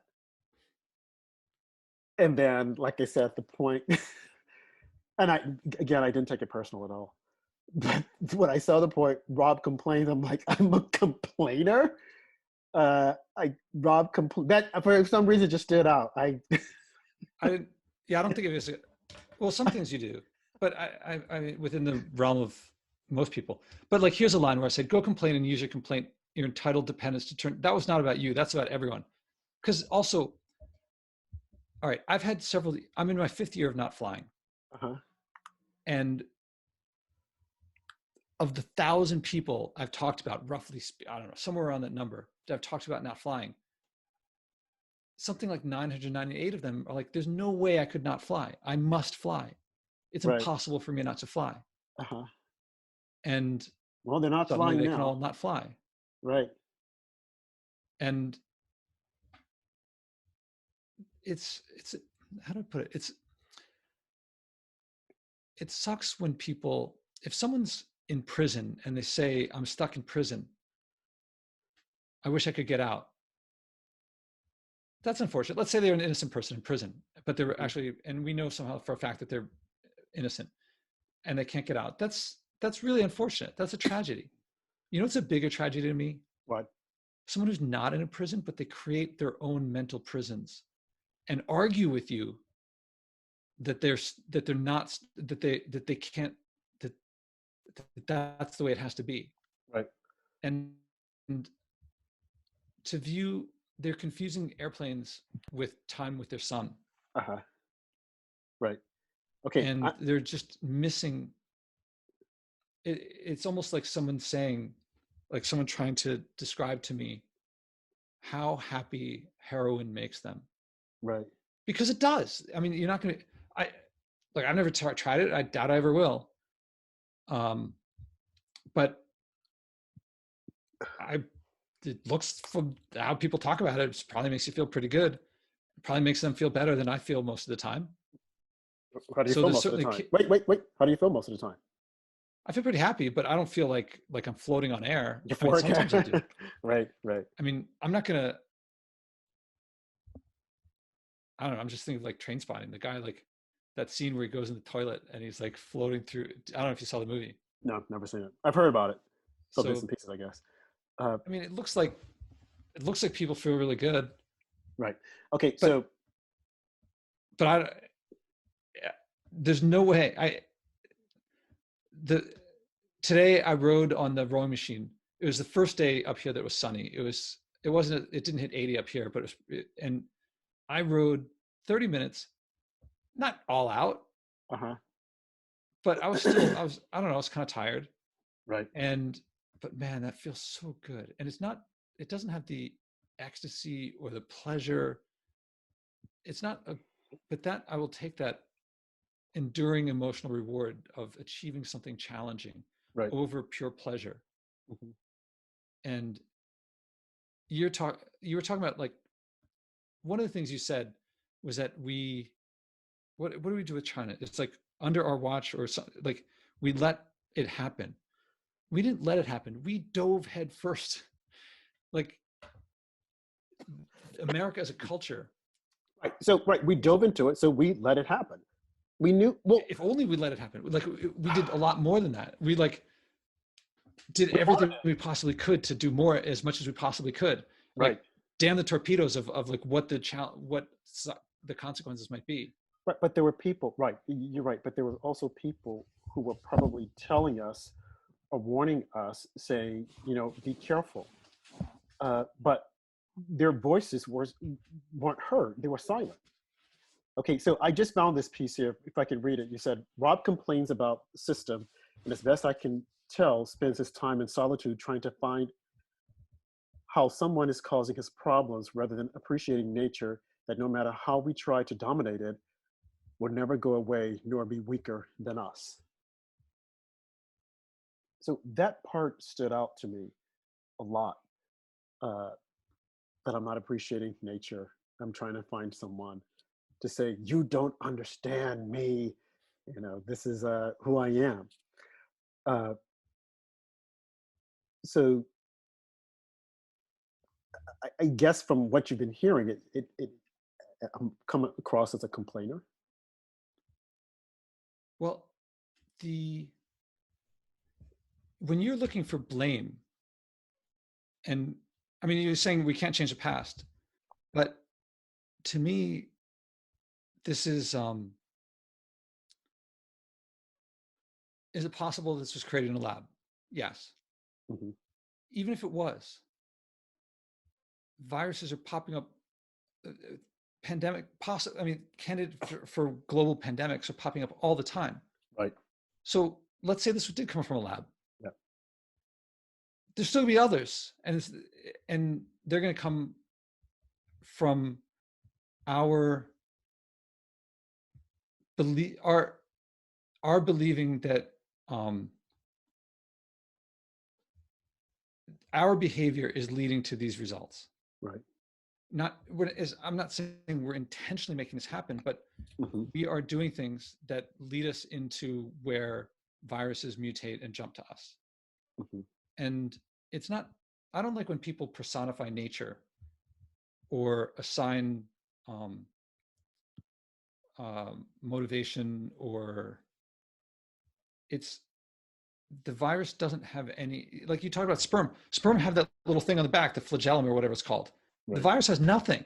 Right. It's only responding to, and so if it gets into our noses, you were talking about, that's because we inhale. Mm-hmm. That's not that's weird. It's responding to our behavior, and if we. But me inhaling isn't a behavior. That's just for me to live, I've got to inhale. What I mean is, we have certain behaviors that viruses are mutating all the time, and some of them, or not just viruses, but bacteria and pathogens of various sorts, they mutate in various different ways, and each of them has different properties. And the ones that our behavior leads to them multiplying, they multiply. Right. If we keep behaving, So okay, so let me explain some understanding. So the behavior would be us being close to each other, talking, and because that's what I'm hearing now, that we've got to change our behavior. We're going to have to change. Well, all right. Let me separate. Yes. You talk the main behavior that I want to talk about is the behavior that is causing the pathogens to grow and jump to us in the first place. Uh-huh. Then there's a separate sort of behavior that once humans have it, for it to spread. Right. So one of them is that would be like to change the R naught. Mm-hmm. So if we behave in ways, so you're talking about the R naught stuff. If I go out and have a party and everyone's getting together, if I throw a rave right now, there's probably a pretty good chance it's going to spread among the people, because raves, people are very packed together and they're sweaty, and there's probably a lot of bodily fluids just exchanging. I'm not talking about that right now. Mm-hmm. And I don't mean to not talk about what you were talking about, but here's my read from my small understanding about viruses, or not just viruses, but pathogens, Right. is that all species have viruses in them, and chickens have chicken viruses in them, ducks have duck viruses, cows have cow viruses, and those viruses are, have I said this before? No. Okay. So, and I'm citing Dr. Greger, who's Dr. Michael Greger, in a video that I linked to from my blog, from my podcast in various places. And he was an infectious disease expert, and I think he still is. And I check a few other places, but and so I'm not going to, this is my understanding. If people want to correct me, let me know, because I'd like to be corrected. But so a chicken virus that's in a chicken, it's stable because it like lives wherever, like say it lives in the chicken's gut. Yep. It could be some other type of virus, but say it's in the gut. Then if it mutates, then it's less likely to be to recreate or procreate or whatever to continue. So it stays, it goes from chicken to chicken, and keeping the chicken healthy, because that's what keeps the virus going. Okay, now put a whole bunch of chickens together and put them, and now you get all these viruses that are moving around, but they're all pretty chicken stable viruses. Right. Now put them next to some ducks. Ducks are kind of close to chickens. So virus from the chicken, some of them are going to make it to the ducks. Mm-hmm. If you have two densely packed species. And when they get to the duck, now it's not stable in the duck. So it's more likely to mutations that reach this duck. The mutations are more likely, mutating a lot is going to make it reproduce more. So now you're going to have chicken viruses in the ducks, and some of them will go from GI to respiratory. So now, like that, us putting them together like that causes these mutations to happen. And so people around there, and sometimes it's going to jump to another species and be able to jump to us because of these mutations. If you just have chickens but not ducks, that doesn't happen. Mm-hmm. So I believe that's one of the main reasons people for a long time have been saying it's not if, it's when a pandemic will hit. Even right now, there's still viruses that pop up and start like mini pandemics in places. And just because we have this one doesn't mean we're not going to have another one later. Right. The other big factor, that, if that's the right word for how they get to us, is we go to where species are that are close to us, other primates. And so they're going to be, I don't know what types of primates there are. So there's going to be some chimpanzee that has chimpanzee viruses, and those are stable within the chimpanzees. But then we pop up and maybe we kill one and eat it, and now we get the blood on us, and now a virus that was in the chimpanzee will mutate within us, and now it'll be like Ebola seems to have come that way. Wait. You said we kill and eat what? Bushmeat. So if we build a road through a jungle, then where people never went in that jungle before, then we're going to expose ourselves to viruses that were stable in whatever species they were in. And the closer that species is to us, the more likely it can, it'll find something within us, it'll stumble on something within us that it can continue in us, but not stably. It'll cause us to be sick. So that's my understanding. Is like the main places where these things come from is when we put a lot of animals close together, especially close to other species that are also close together, and us going to where generally I think primates are. But I think most of our infectious diseases came from other species over the past 10,000 years since agriculture. Some came from camels, some came from chickens, some came from sheep, and some came from cows and so forth. And in various ways, us being really close to them caused them to jump to us. Like the mad cow disease, H1N1. Also going back forever. I mean, smallpox and the bubonic plague and all these different things measles. I believe they all came from livestock or animals that we domesticated at some point. Right. They were fine over in the camels, but somehow some of them over thousands of years jumped to us and caused pandemics. So lately, bird, bat, they seem to be the ones that seem to have the reservoir that's jumping over to us. Right. But mad cow I think wasn't a virus. It's I don't know the mechanism, prions, something like that. Right. So we're doing stuff. If putting animals together, if this supposition or the theory is right, that putting animals together near other animals causes the viruses to jump, mutate, and then they can reach us more easily. If we keep doing that, that would be the equivalent of like keeping the faucet on while we're trying to bail out, or like trying to bail out the boat while but not fixing the leak. Well, why do we put those animals together? Because it's cheaper. It saves money. It makes the company that makes the farm more profitable. Right. So this is, to me, an appreciation of nature that people don't have. It's like we just think we can do what we want and we don't have to worry about the consequences, or we'll, no matter what the consequences are, we'll just fix them when they happen. Mm-hmm. So that's the appreciation of nature that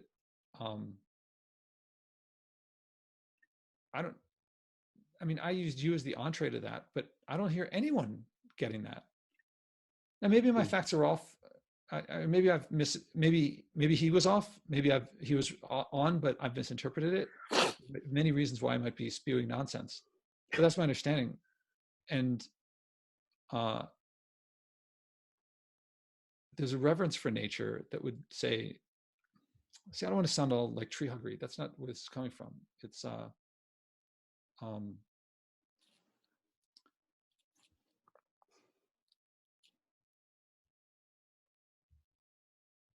we'd rather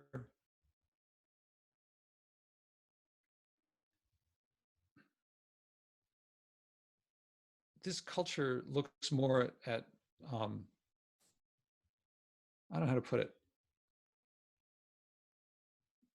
What I don't want to look in the past anyway. So what can we do now? I think one of the most important things would be, if this is right, and it's, there are people who are much more knowledgeable and study this than I do, but if this is how it works, how these viruses are coming about, pandemics are coming about, then I would say one of the most important things to do, without losing sight of saving lives of people who are dying, and is to address the long-term cause. Because if we fix this virus, this pandemic, but what caused the pandemic to start in the first place, we're accelerating and we're doing more and more of that. We've gotten our priorities way off. Now, I could be wrong. If I'm wrong, fine.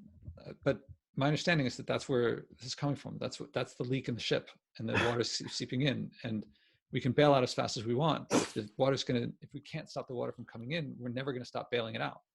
Mm-hmm. So this is testable. We could, but I think there's consensus on this, but I'm not sure. Mm-hmm. Mm. Well, this is all independent of what you were talking about, but but I wanted to address, like, you prompted me to talk about it, but I don't hear anyone else, virtually very few people, addressing some things that could be very easily, it could be straightforwardly addressed. No one's talking about it. No. Well, because people probably try, they either avoid it, or they don't want the confrontation, and that's probably one of the reasons, is that, I mean, as you alluded to earlier, that when having these types of conversations, is like the backwards and forward. I mean, clearly I was going nonstop, and you didn't interrupt me. You're just like, okay, let me say what he's going to say. Yeah, we become friends. I'm listening to a friend. Right. And so I said, and you said, well, you said a lot of stuff there. Some I agree with, some I don't agree with. And you'll probably blog about it later on. Not this one. I think you should. Yeah, I don't know. I mean, last week, I wasn't sitting there last time thinking to myself, there's one point when Bill, I thought, was being kind of not lectury, but he was like talking about what does it mean to be human? Right. And I felt like he was taking a long time to say something that could have been said in a few words. But I do that too. So I was like, but that's like a minor thing. But actually, it's interesting what you just said, because I think a lot of people feel that way. They'll hear someone talking, they'll say, oh my God, can you just wrap this up? You can say it this way. But then when it's our turn, we want to expound and go into it, and we're not thinking that, hey, I can probably wrap this up, But I want to go back to something else you had said earlier on, kind of off the topic, but still on the topic, since we're just talking about everything. You were saying that, let me see here. Okay, two things: handyman and thoughtful Trump supporter. Yeah. Okay. No, from both of those, I can just like go on and on and on and on and on and on. But I won't, because I know that we're, at 15 minutes away before we shut down.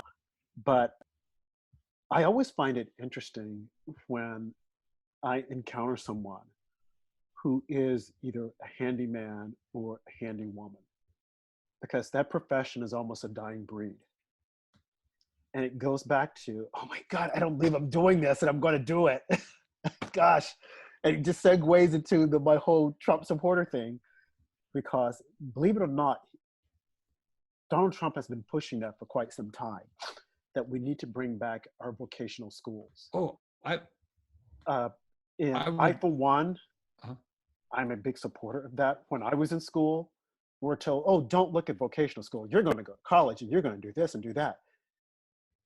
I now look at my life and I never live in regrets, but I always tell myself, man, I should have gotten a vocation, because there's so many things that I think that I would have enjoyed, and I can do it now, that I should have done. So when I see people who are going to trade school, and I encourage them, I'm like, hey, you don't realize how important this is, yeah. how marketable you will be. There's, Do you know about General McChrystal's thing here about the a year of service for everyone? yeah, I heard about it. Yes. I General McChrystal. Yeah, I love I when I was younger, I would have hated that idea, Uh-huh. but now I love it because for so many reasons. Like jury duty, it's inconvenient, but I love what I get from jury duty. I've learned Yep. so much civics and meeting people that I never would meet, Yep. and a year of service Mm-hmm. would give all of that, meeting everyone, Yep. and you'd learn the trades. But here's a big thing. This is something that every now and then I think about, and when I think about this, I think this is something that I get close to thinking I could put everything else to the side and Uh-huh. just work on this project. Uh-huh. So when I go to West Point, I love that culture, Uh-huh. and certain parts about it. I love the honor and the duty and the service of it, and we are in, like, we may be in the same foxhole together. And Right. this is me from the outside looking in. So if I'm misstating it, I might be misstating it. And I think, how could we? And there's lots of middle steps, but the end result is the idea I have is for a civilian service academy. So an institution like Annapolis, like West Point, but instead of teaching military, it'd be teaching the trades. Not that it's not the military. It's teaching the leaders of the military, and this Right. would teach the leaders of the trades. So teach carpentry and road building and building buildings and fixing bridges, because Yep. this country's infrastructure is all falling apart. Yep. And imagine, yeah, I see this as a winner for everyone involved, like Right. from the president, every Congress member, Uh-huh. every senator, everyone who goes. And we take some teachers from West Point and from Annapolis, and a couple from Harvard and so forth, and they would be the starting ones. Uh-huh. And there would be this institution that would be like this gleaming gem that looks Yep. like West Point, and they'd Yep. march and they'd have to make their bed in the morning, and they'd have all the experiential stuff.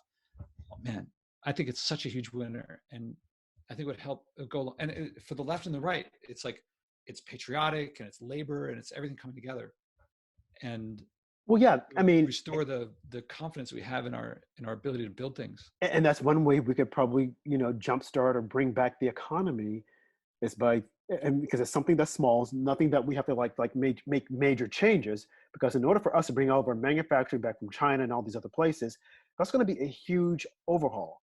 You've got to have the systems in place. You got to have people that are trained. Whereas this, you can start with the people that we have here and say, hey, we want to create this. We want these people to go, and then we would start building, like you said, the infrastructure. It's just I hate that it went out the window years ago, vocational training, because it's definitely something that we could use. And when I go back home to my mom and she needs something done around the house, I'm not a handyman. I don't know the first thing as to how to fix stuff. I'm sitting there like, I don't know. I'm like, call the Call someone. handyman. And you can't find a handyman. The handyman that you find, he's backed up. So can you imagine if that profession, if people were to get back into it, and then the people who had the skill set, they were dying and they didn't have an apprentice to leave it to. Yeah, so we got to Because everyone, restart and install right, this disposable stuff. right, disposable cheap stuff that we want, that's going to, we think, oh, this is cheap, I can just put it in. But within 2 years, it breaks apart, falls apart. So if we were able to bring that back and get people to realize that, hey, you, an electrician or a plumber or whatnot, you could be making a lot of money. If I were Hey, to go have I forward shown here you? with a degree and go, I mean, I could make a lot of money. Have I shown you this over here? Oh, sorry. Have I shown you this thing on the wall over here? No, Okay. What medium do you think that is? The sailboats. I don't know.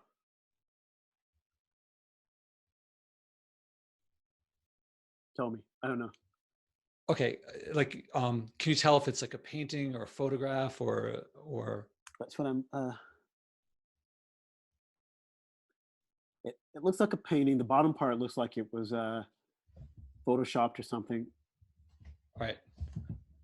Let me show you some serious craftsmanship. It looks like it's on the wall. This is a quilt. Wow.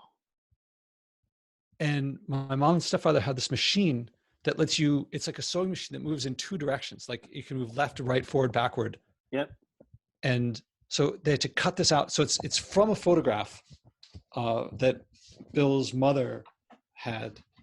And they made this, he made this quilt, like the attention and the attention to detail. I mean, there's no way of looking at that to me except that that's made with love. It's like, Yeah. love of the craft, love of his Yep. mom. And so you're talking about craftsmanship. And I'm like, it's fixing plumbing stuff, but it's also like making that. Well, it's interesting that you would share that because I have a quilt.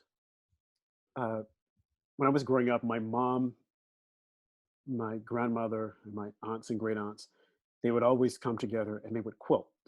They would get like old pieces of clothing and they'd rip it and cut it, and they would make all these like really nice quilts that were colorful.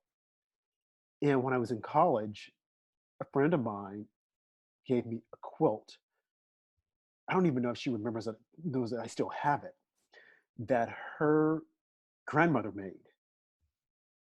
hand quilted. And if you go to the store they gave for a quilt, it's really light, it's not heavy. And this quilt is heavy. Mhm. No, it's gone through a lot, and I still have it, 20 plus years later. And I treasure that quilt. And now that I see that that quilt is hanging up, I think I'm going to take it, I'm going to clean it and frame it.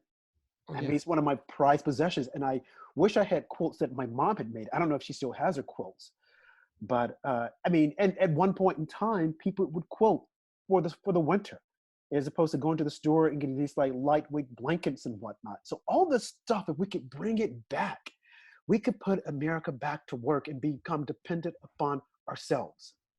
See, that's So one of the when things that was in my rant, if you want to call it that when I was talking about, like, instead of, there's farmers near me and they want me to buy their food.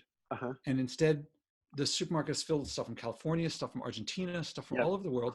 And for that matter, that's just the produce. It's right, filled with Pop-Tarts and stuff that like is purely designed to make you crave it. And it's horribly unhealthy.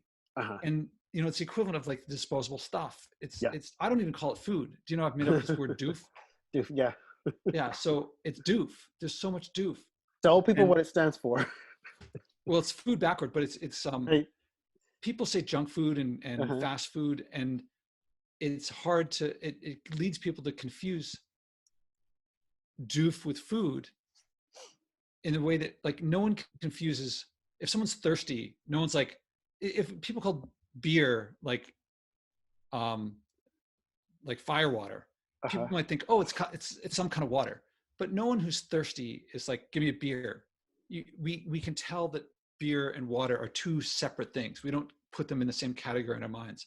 Right. But people who are addicted to salt, sugar, fat, and convenience, they're like, oh, well, cigarette smokers, they can stop smoking because you don't need to smoke, but you do need to eat. So we have to battle with our addictions all the time. But that's if you confuse food and doof. Right. And by using terms fast food, junk food, it has the word food in it. So people get that confusion. So it's my mom's stepfather. They really like doof, the term. And I had on my podcast the Brooklyn Borough president, Eric Adams, Hmm. and he almost lost extremities to type 2 diabetes. I read that. Yeah. And he's totally turned around, and he likes Whole Foods, all that stuff. Hmm. And he was struggling to call stuff that wasn't food a word that didn't have the word food in it. And I was like, doof. And he's like, he started using it. So now Brooklyn Borough president Eric Adams is doing it. Yeah. And Joel Furman is doing it. So I'm trying to get it out there. Okay. And, yes. So what you were saying about appreciating crafts and trades, my way into that is like food. Mm-hmm. That, I mean, you've seen how much I get into my food, right? And I think you've enjoyed it. Yes. And so food is another entree point into this. Education is another big one for me, of learning social emotional skills, not just facts and figures and abstract analysis. Well, I think for one of the podcasts, you should create one of your stews and show people what it actually consists of. And then who knows, maybe someone will reach out to you and say, hey, let's market this. But then if they do that, they're going to put all the preservatives and whatnot into it. And I don't think you want that. But that's why I was up in the Bronx when I went. I saw that piece. Yeah. Yeah. And to show people how, and actually I'm supposed to be in Sweden right now because did I tell you about this? Well, you want to go over on a boat. Yeah. Because they invited me to come speak on food and sustainability. And I said, all right, I'll do that. But also let's do one of these stew things. And the idea was going to be, I was going to have my station was going to be, the ingredients are water plus a legume, so beans, and there's like dozens of kinds of that. Green leafy vegetable, starchy vegetable. So green leafy, there's like broccoli, kale, spinach, and a million kinds of those. And then starchy could be carrots or beets, could be squash right now. Sweet potatoes, regular potatoes. Okay, so we're gonna have a room full of people and stations, like 10 stations. Right. And 10 volunteers are gonna be at those things. And I'm gonna say, okay, I'll talk about sustainability. And while I'm talking about it, everyone put in the beans. Okay, now everyone put in this and chop the stuff up. So everyone's they're gonna do the same thing that I'm doing, but with slightly different ingredients. And then at the end, I'll say, okay, press start. And 20 minutes later, the stews will be ready. And now everyone can go around and taste each one and taste how each one tastes very different than any of the others. Mm-hmm. And yet it was the same thing. And so they'll get to see how easy it is to make, taste the difference between all of them. And, we were looking for sponsorship from the pressure cookers. So some people would win the pressure cookers. Right.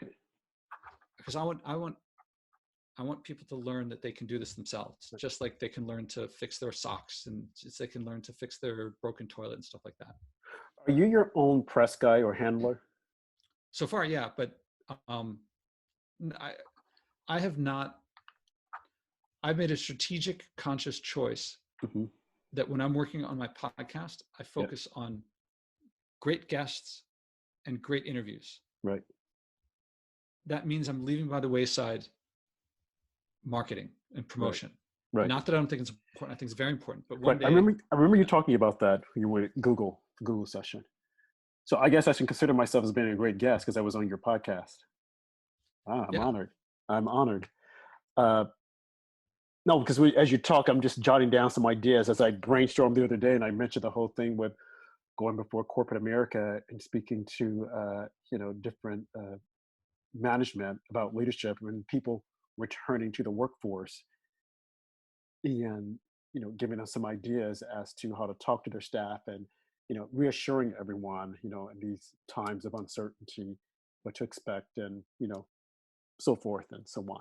And enabling them to handle things better than they would have otherwise. Exactly. So giving them independence and resilience and leadership skills. Yep. So I just thought of something else, with everyone saying that, we're going to have a shortage of food supply, no more meat. This is one way to, get in front of people and talk to them about, living off the land. A lot of people are into growing vegetables and things at home now. So, you could talk to them about, okay, you have fruits, vegetables, nuts and whatnot, you can make your own stew. And I think people who do that would definitely receive that. So I'm just thinking of an audience that would want to hear that you could talk to about it, and that would say, wow, this is definitely something we would want to do. So, I Yeah, I think secretly everybody. I, I mean, everybody. Food connects us all. It's uh-huh, Now, would it make sense to be in like some hedge fund's corporate office doing it there?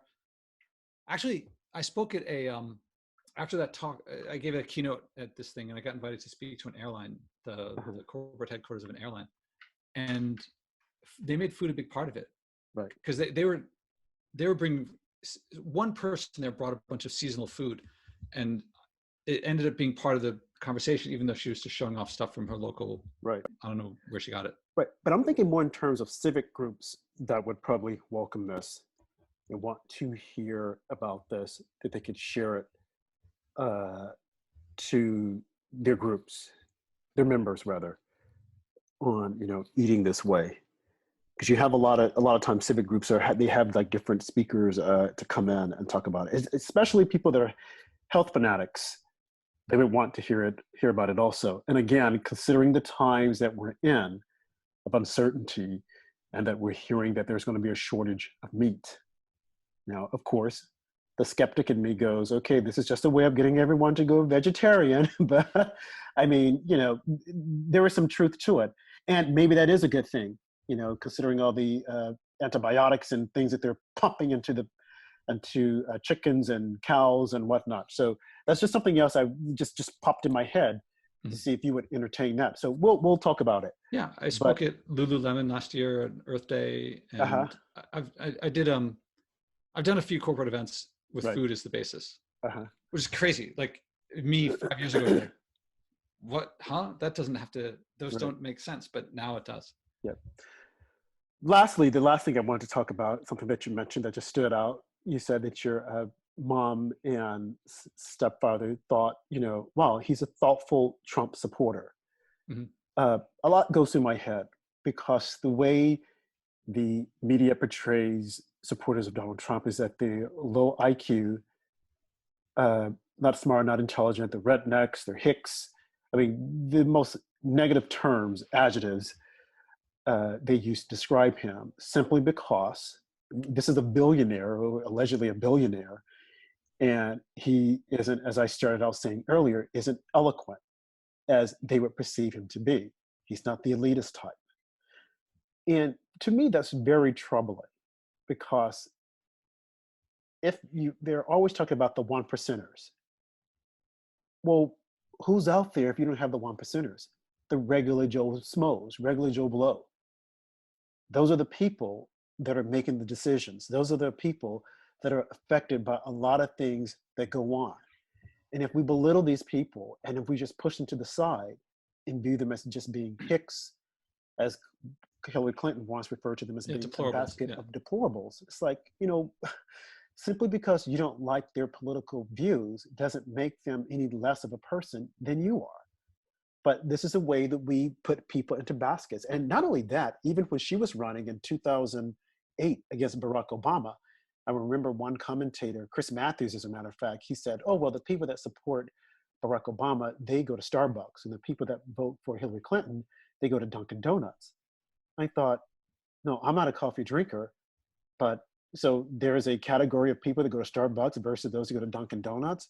Whereas now you see a lot of people running to Dunkin' Donuts to get their coffee. They'll go to Starbucks, I guess, just for just for the show, to say, hey, I can go to Starbucks and get this $10 latte or whatnot. But it just goes to show how the perception that people have of different people, and you would be surprised at the people who do actually, they might not like, some of his rhetoric, some of the things that he says, but his policies and his positions on things, they support his Well, the how'd you economics of it. characterize Yes, how'd you characterize either Trump or Trump supporters' depictions of people that they disagree with on the left? as Respectful, elitist, or they view them as being an elitist. I mean, what do they do they do they um do you think they That's a good characterize them question. fairly? Uh, in a lot of ways, yes, I do. It's nothing derogatory, but they do see Pocahontas. them. I'm sorry. Pocahontas. That's just one person. You said the supporters on the So left. snowflakes or I don't think snowflakes is it's not a good adjective, but it's not nothing derogatory when you're appealing to a person's senses, their intellectual ability. I mean, uh, I think that's really bad. You know, to view the left as saying that they're elitist. I mean, everyone likes to think that, hey, I know a lot, but Pocahontas as one individual, snowflakes that was born out of, I think it was Sean Hannity who was calling people saying that, okay, that you're constantly whining about something. I don't think that's even that in itself uh, isn't as derogatory as some of the terms that are referred to Trump supporters. Oh, they interbreed, they're this, they're that, and that's like really condescending comments you're applying to a group of people, a particular region of people, and they're not all up in the hills, voting for him. There are college-educated people that support him, and I think that was born out of the fact that he won the election, and it wasn't a popularity contest. So yeah, again, I agree. I understand. I get the complaint, the dislike that he has a gutter mouth. He's an eloquent, but when we look at history, which has been cleaned up, and we look at some of the presidents that came before him, they weren't eloquent either. I watched a piece recently on Theodore Roosevelt. Now, Franklin Roosevelt was, an eloquent man, but Theodore was not. He had a very trashy mouth. And then there were a lot of others before them. But I, history has I would cleaned. Go ahead. I would look critically at how the right characterizes people on the left. I hear if I hear it different than you. No, it's what well, I'm not the terms that you gave me, Pocahontas. I'm only speaking to those terms, Pocahontas and snowflakes. Uh, I don't use those to characterize everything. right, and I know that other things have been said, but I think some of the, and we can agree to disagree, but I think this, in my opinion, I think some of the terms to describe a lot of Trump supporters, it appeals to their intellectual ability, and Yeah, I just I'm really I'm turned off by it because again, like I said, there are intellectuals that have voted for him, and simply because he doesn't, or is perceived that he doesn't demonstrate that intellectual ability that some would like. I mean, this guy is a billionaire. Now some will say, oh, well, his dad gave it to him. His dad this. Okay, that aside, he became president compared to other people that were running, yeah. you know, I and just you I just know, had a shower thought the other day yeah, where I was like, God, the people on the left are really mean.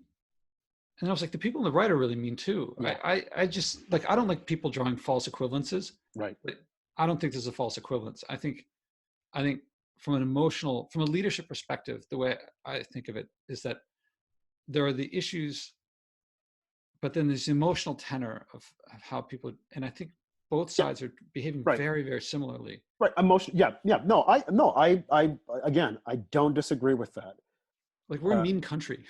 right, we I are, mean, in many ways we're not, but but in many right, ways we are. but I will say this also is that everything that he puts out there, they call him the what is it, the president, reality TV star president.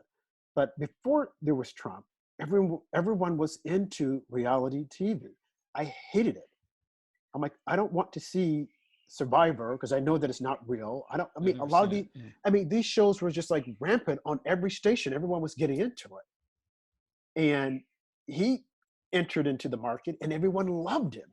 But the moment he decided to run for president, all at once it's like, oh my God, no, we hate him, we hate him, we hate him, and everyone made fun of him because they thought that he wouldn't make it. Oh, he will never get it. Oh, they laughed, they right up until election night. And I don't know if he actually thought he was going to get it. A lot of people thought that he was trying to promote his brand and that eventually he would just like bow out, but he didn't. He stayed in and then he won. And like you said, the next day in downtown Manhattan, people were like, "Oh my God, how did this happen?" Yeah, shell shocked. And and then I remember here, I think the guy was name was Howard Friedman. He said that he's a writer for the New York Times. He said, "Well, what's going to happen is that Donald Trump won't last past December. That he's going to look at this and he's going to bow out, and then the statesman George Bush Jr., whom the left never liked, and they still don't, George Bush Jr. or Barack Obama will have to come in and save the country." It didn't happen. You had a lot of people saying that, oh, the economy is going to go down and we're going to go to World War III. And I mean, all these crazy predictions that never happened. And the guy, Joe Bagaglia, who was in, I think, Bill Clinton's administration, he predicted that in June, Donald Trump is going to dump Mike Pence. And they said, "Are you sure?" "Yes, it's going to happen." So I wrote that down on my calendar and I taped him saying that. And when we pass that date, I'm going to put it up on Twitter and I'm going to ping him on it and say, "Hey, it didn't happen." Just like all the other things that you predicted didn't happen. Now, And I, now you're go talking ahead. about, you've talked about a lot about people predicting things. Yeah. Have you also looked at predictions that Donald Trump has made and checked the accuracy of them? Well, the predictions that I'm concerned with that have come to fruition, I've looked at those. One of them being the economy that just like became next to none. The unemployment numbers So was you down to 3%, and especially in the Black community, whereby it was never that way for the past 60 years before all this pandemic stuff. So okay? those numbers I looked Let's at. grant all the stuff. Let's just say he's predicted a whole lot of things that have worked out. Are Right. you also looking for things, because the people you're talking about who made predictions that didn't come to fruition, they also made predictions that did, but you're not talking about those. So it feels like, Like, right, like what did they make that? I don't know. I don't know the guy you're talking about.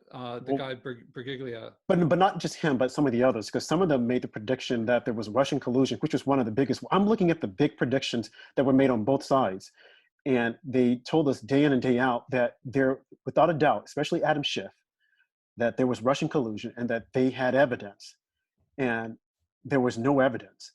And people who came out from the closed door Okay. testimonies in Did the skips, these people? Did the people that you're talking about now? I'm going to ask you Susan Rice, just rhetorically two yep, questions. yep, The people that you're saying made these predictions didn't happen. Did mhm. they also make predictions that did happen? And the people that you're saying Trump made predictions and there's some that did come to fruition. Are there also ones that didn't? Because it looks like you're looking at, on one side, you're looking at all the ones that didn't happen. On the other side, you're Right. looking at ones that did happen, but you're not looking at the ones that are the opposite on each side. Well, the way I'm looking at it is the major ones that they said that were going to happen that did not happen. So your It didn't distinction happen. between major versus minor, I think. Exactly, because the minor didn't get a lot of play, whereas the majors did. And the majors that got a lot of play was the entire Russian collusion, the Brett Kavanaugh, that he attacked this woman and that they had all the evidence and they didn't. So those were major things that were played out that we witnessed every day. Now you say things that Trump said. Trump has said a lot of stuff. Some of it didn't happen, some of it has happened.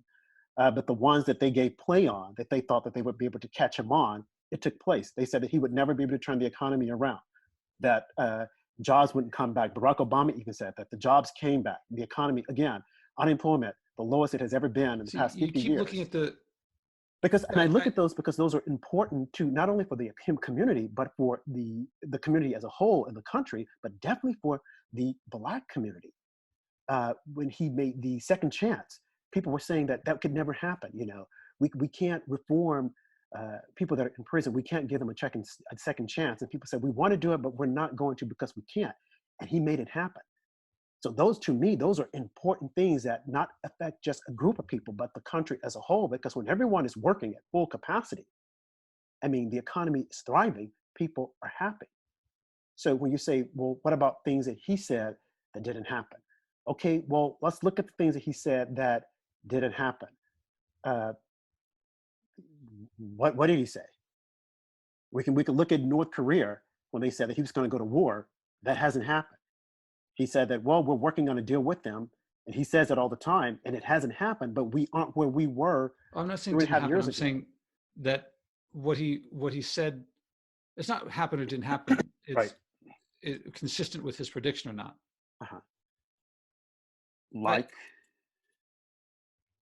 well, I'm not trying to put you on the spot because I know, like I said, he has said a lot of things that haven't necessarily happened, but the things that that have taken place, there were some of the major things that were out there.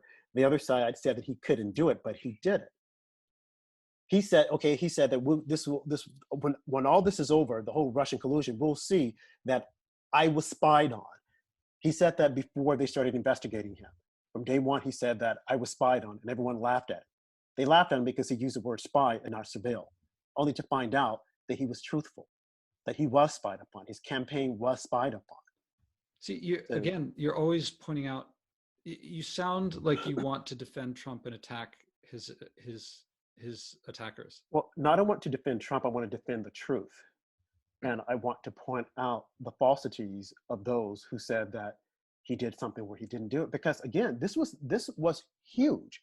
We were looking at replacing the president of the United States. And I have to admit that I looked at the charges and I said, and I tweeted about this, I said that if he was wrong, if he colluded with the Russians, that he should be removed.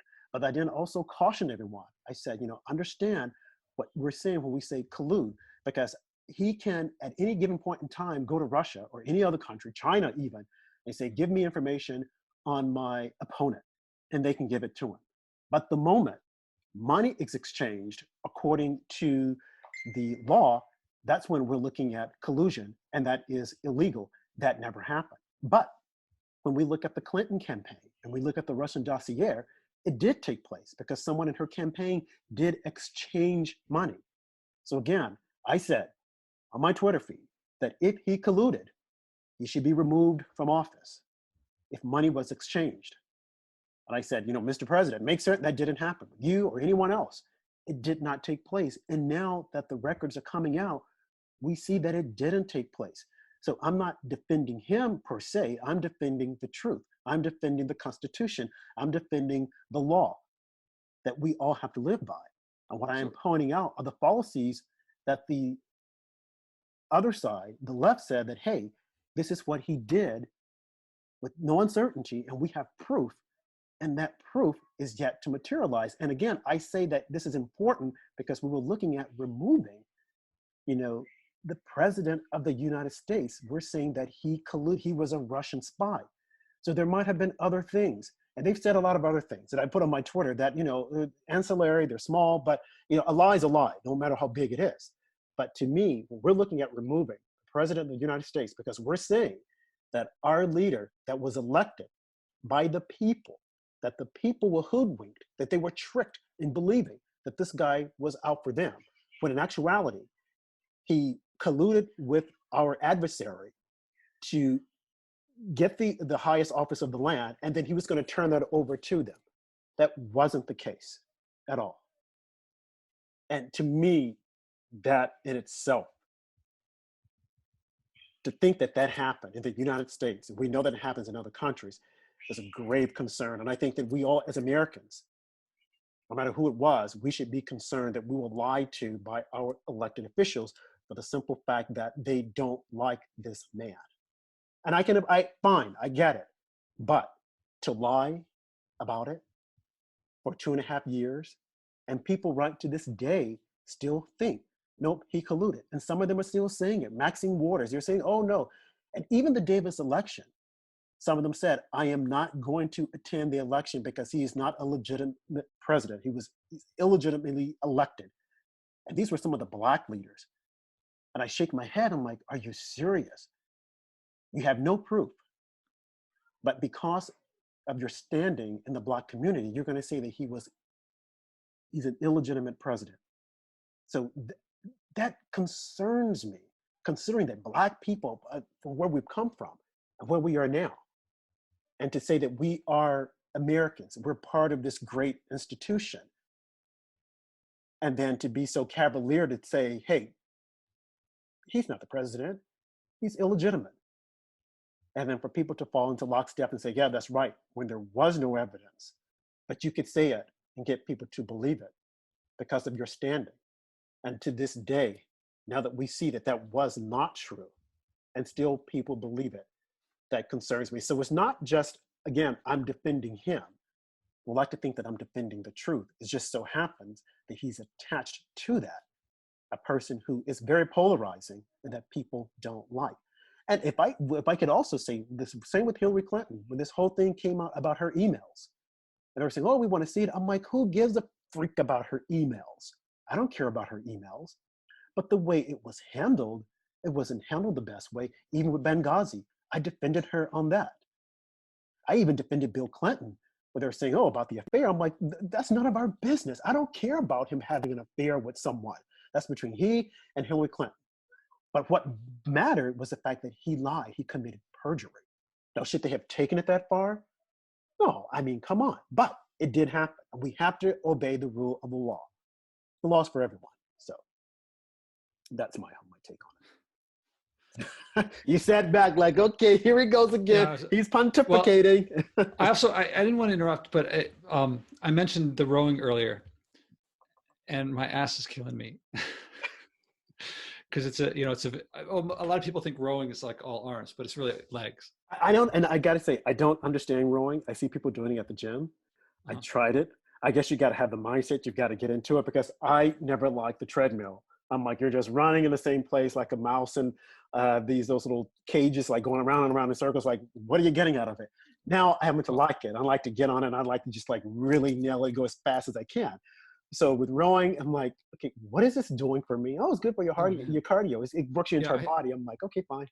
In college, I had a friend who rowed varsity, and he showed me before you get the form down, it's a mess, and it takes a while to get the form. And I mean, in the winter, it's great because it doesn't matter the weather, and so it's really all over body exercise. And I'm going to be wrecked tomorrow because I didn't really push it that hard this time. But if I do a Tabata, a high intensity interval set on rowing, it's like, I mean, you feel like you got hit by a brick wall or a truck.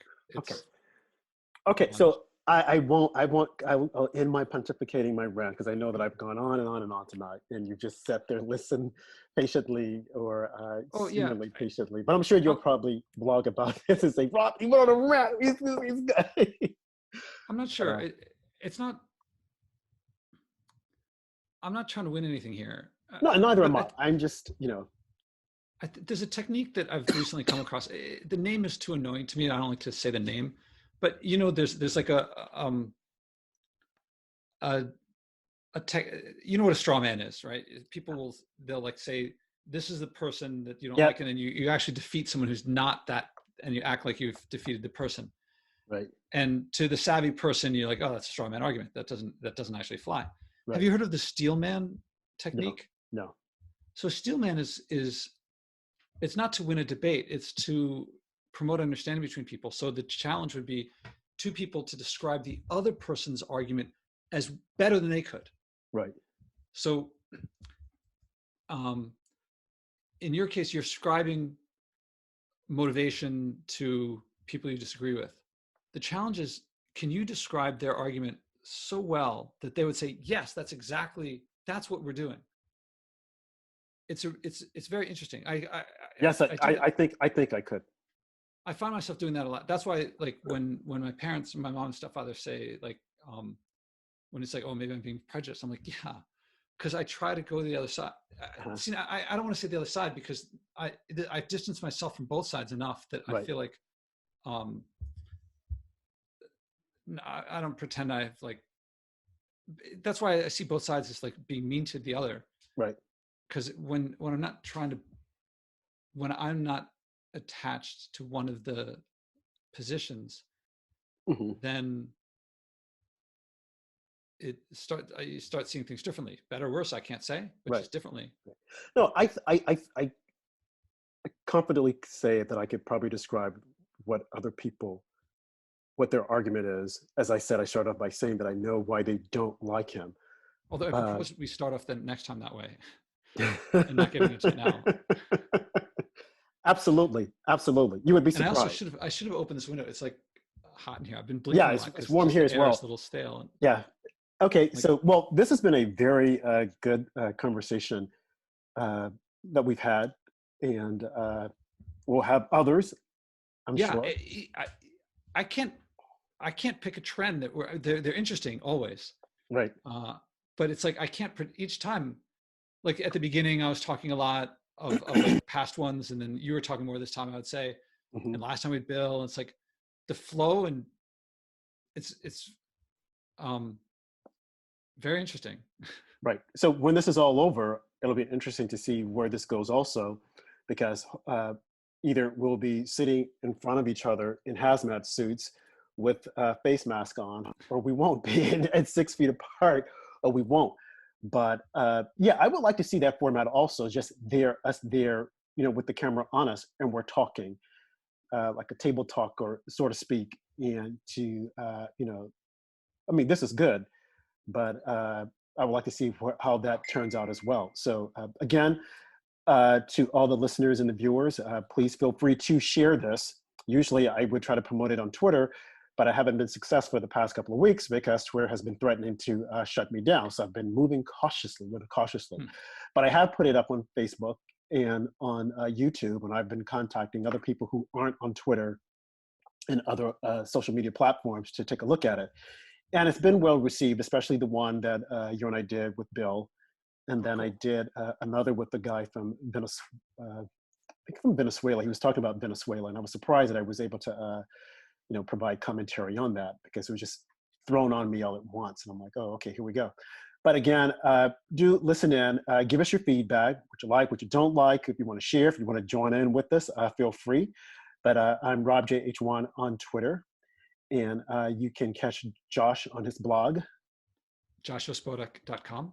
and it's rather interesting. And hopefully he will give commentary on the conversation that we had tonight, because I can't wait to read it to see what he has to say. If he's going to say that he complained again, he was going on a rant, like, let's go with this guy, get him So out of check that episode solitude. out. Yeah, what was that episode called? It was called "Why People Are Miserable During the Lockdown," Yeah, something like yeah, that. yeah. So you got to have why people are miserable too.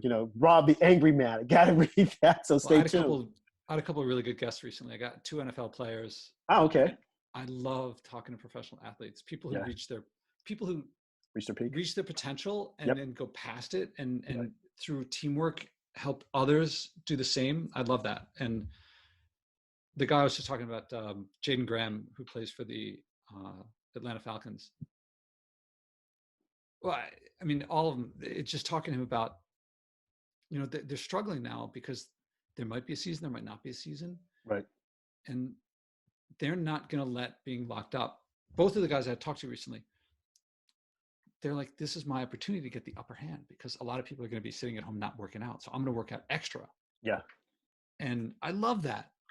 This is not like entitled. This Yep. is reaching your potential. Hmm. So I got episodes like that coming up. Oh man. And the episodes on the follow-up to the Bruce Springsteen stuff. I don't think I've talked to you about those. No. Yeah, they're a couple of weeks off because they got to go through the editor. But yeah, some good episodes coming up. Okay. So definitely catch Josh on his podcast and his blog. And thank you for tuning in, and hope to see you next time. Thanks a lot.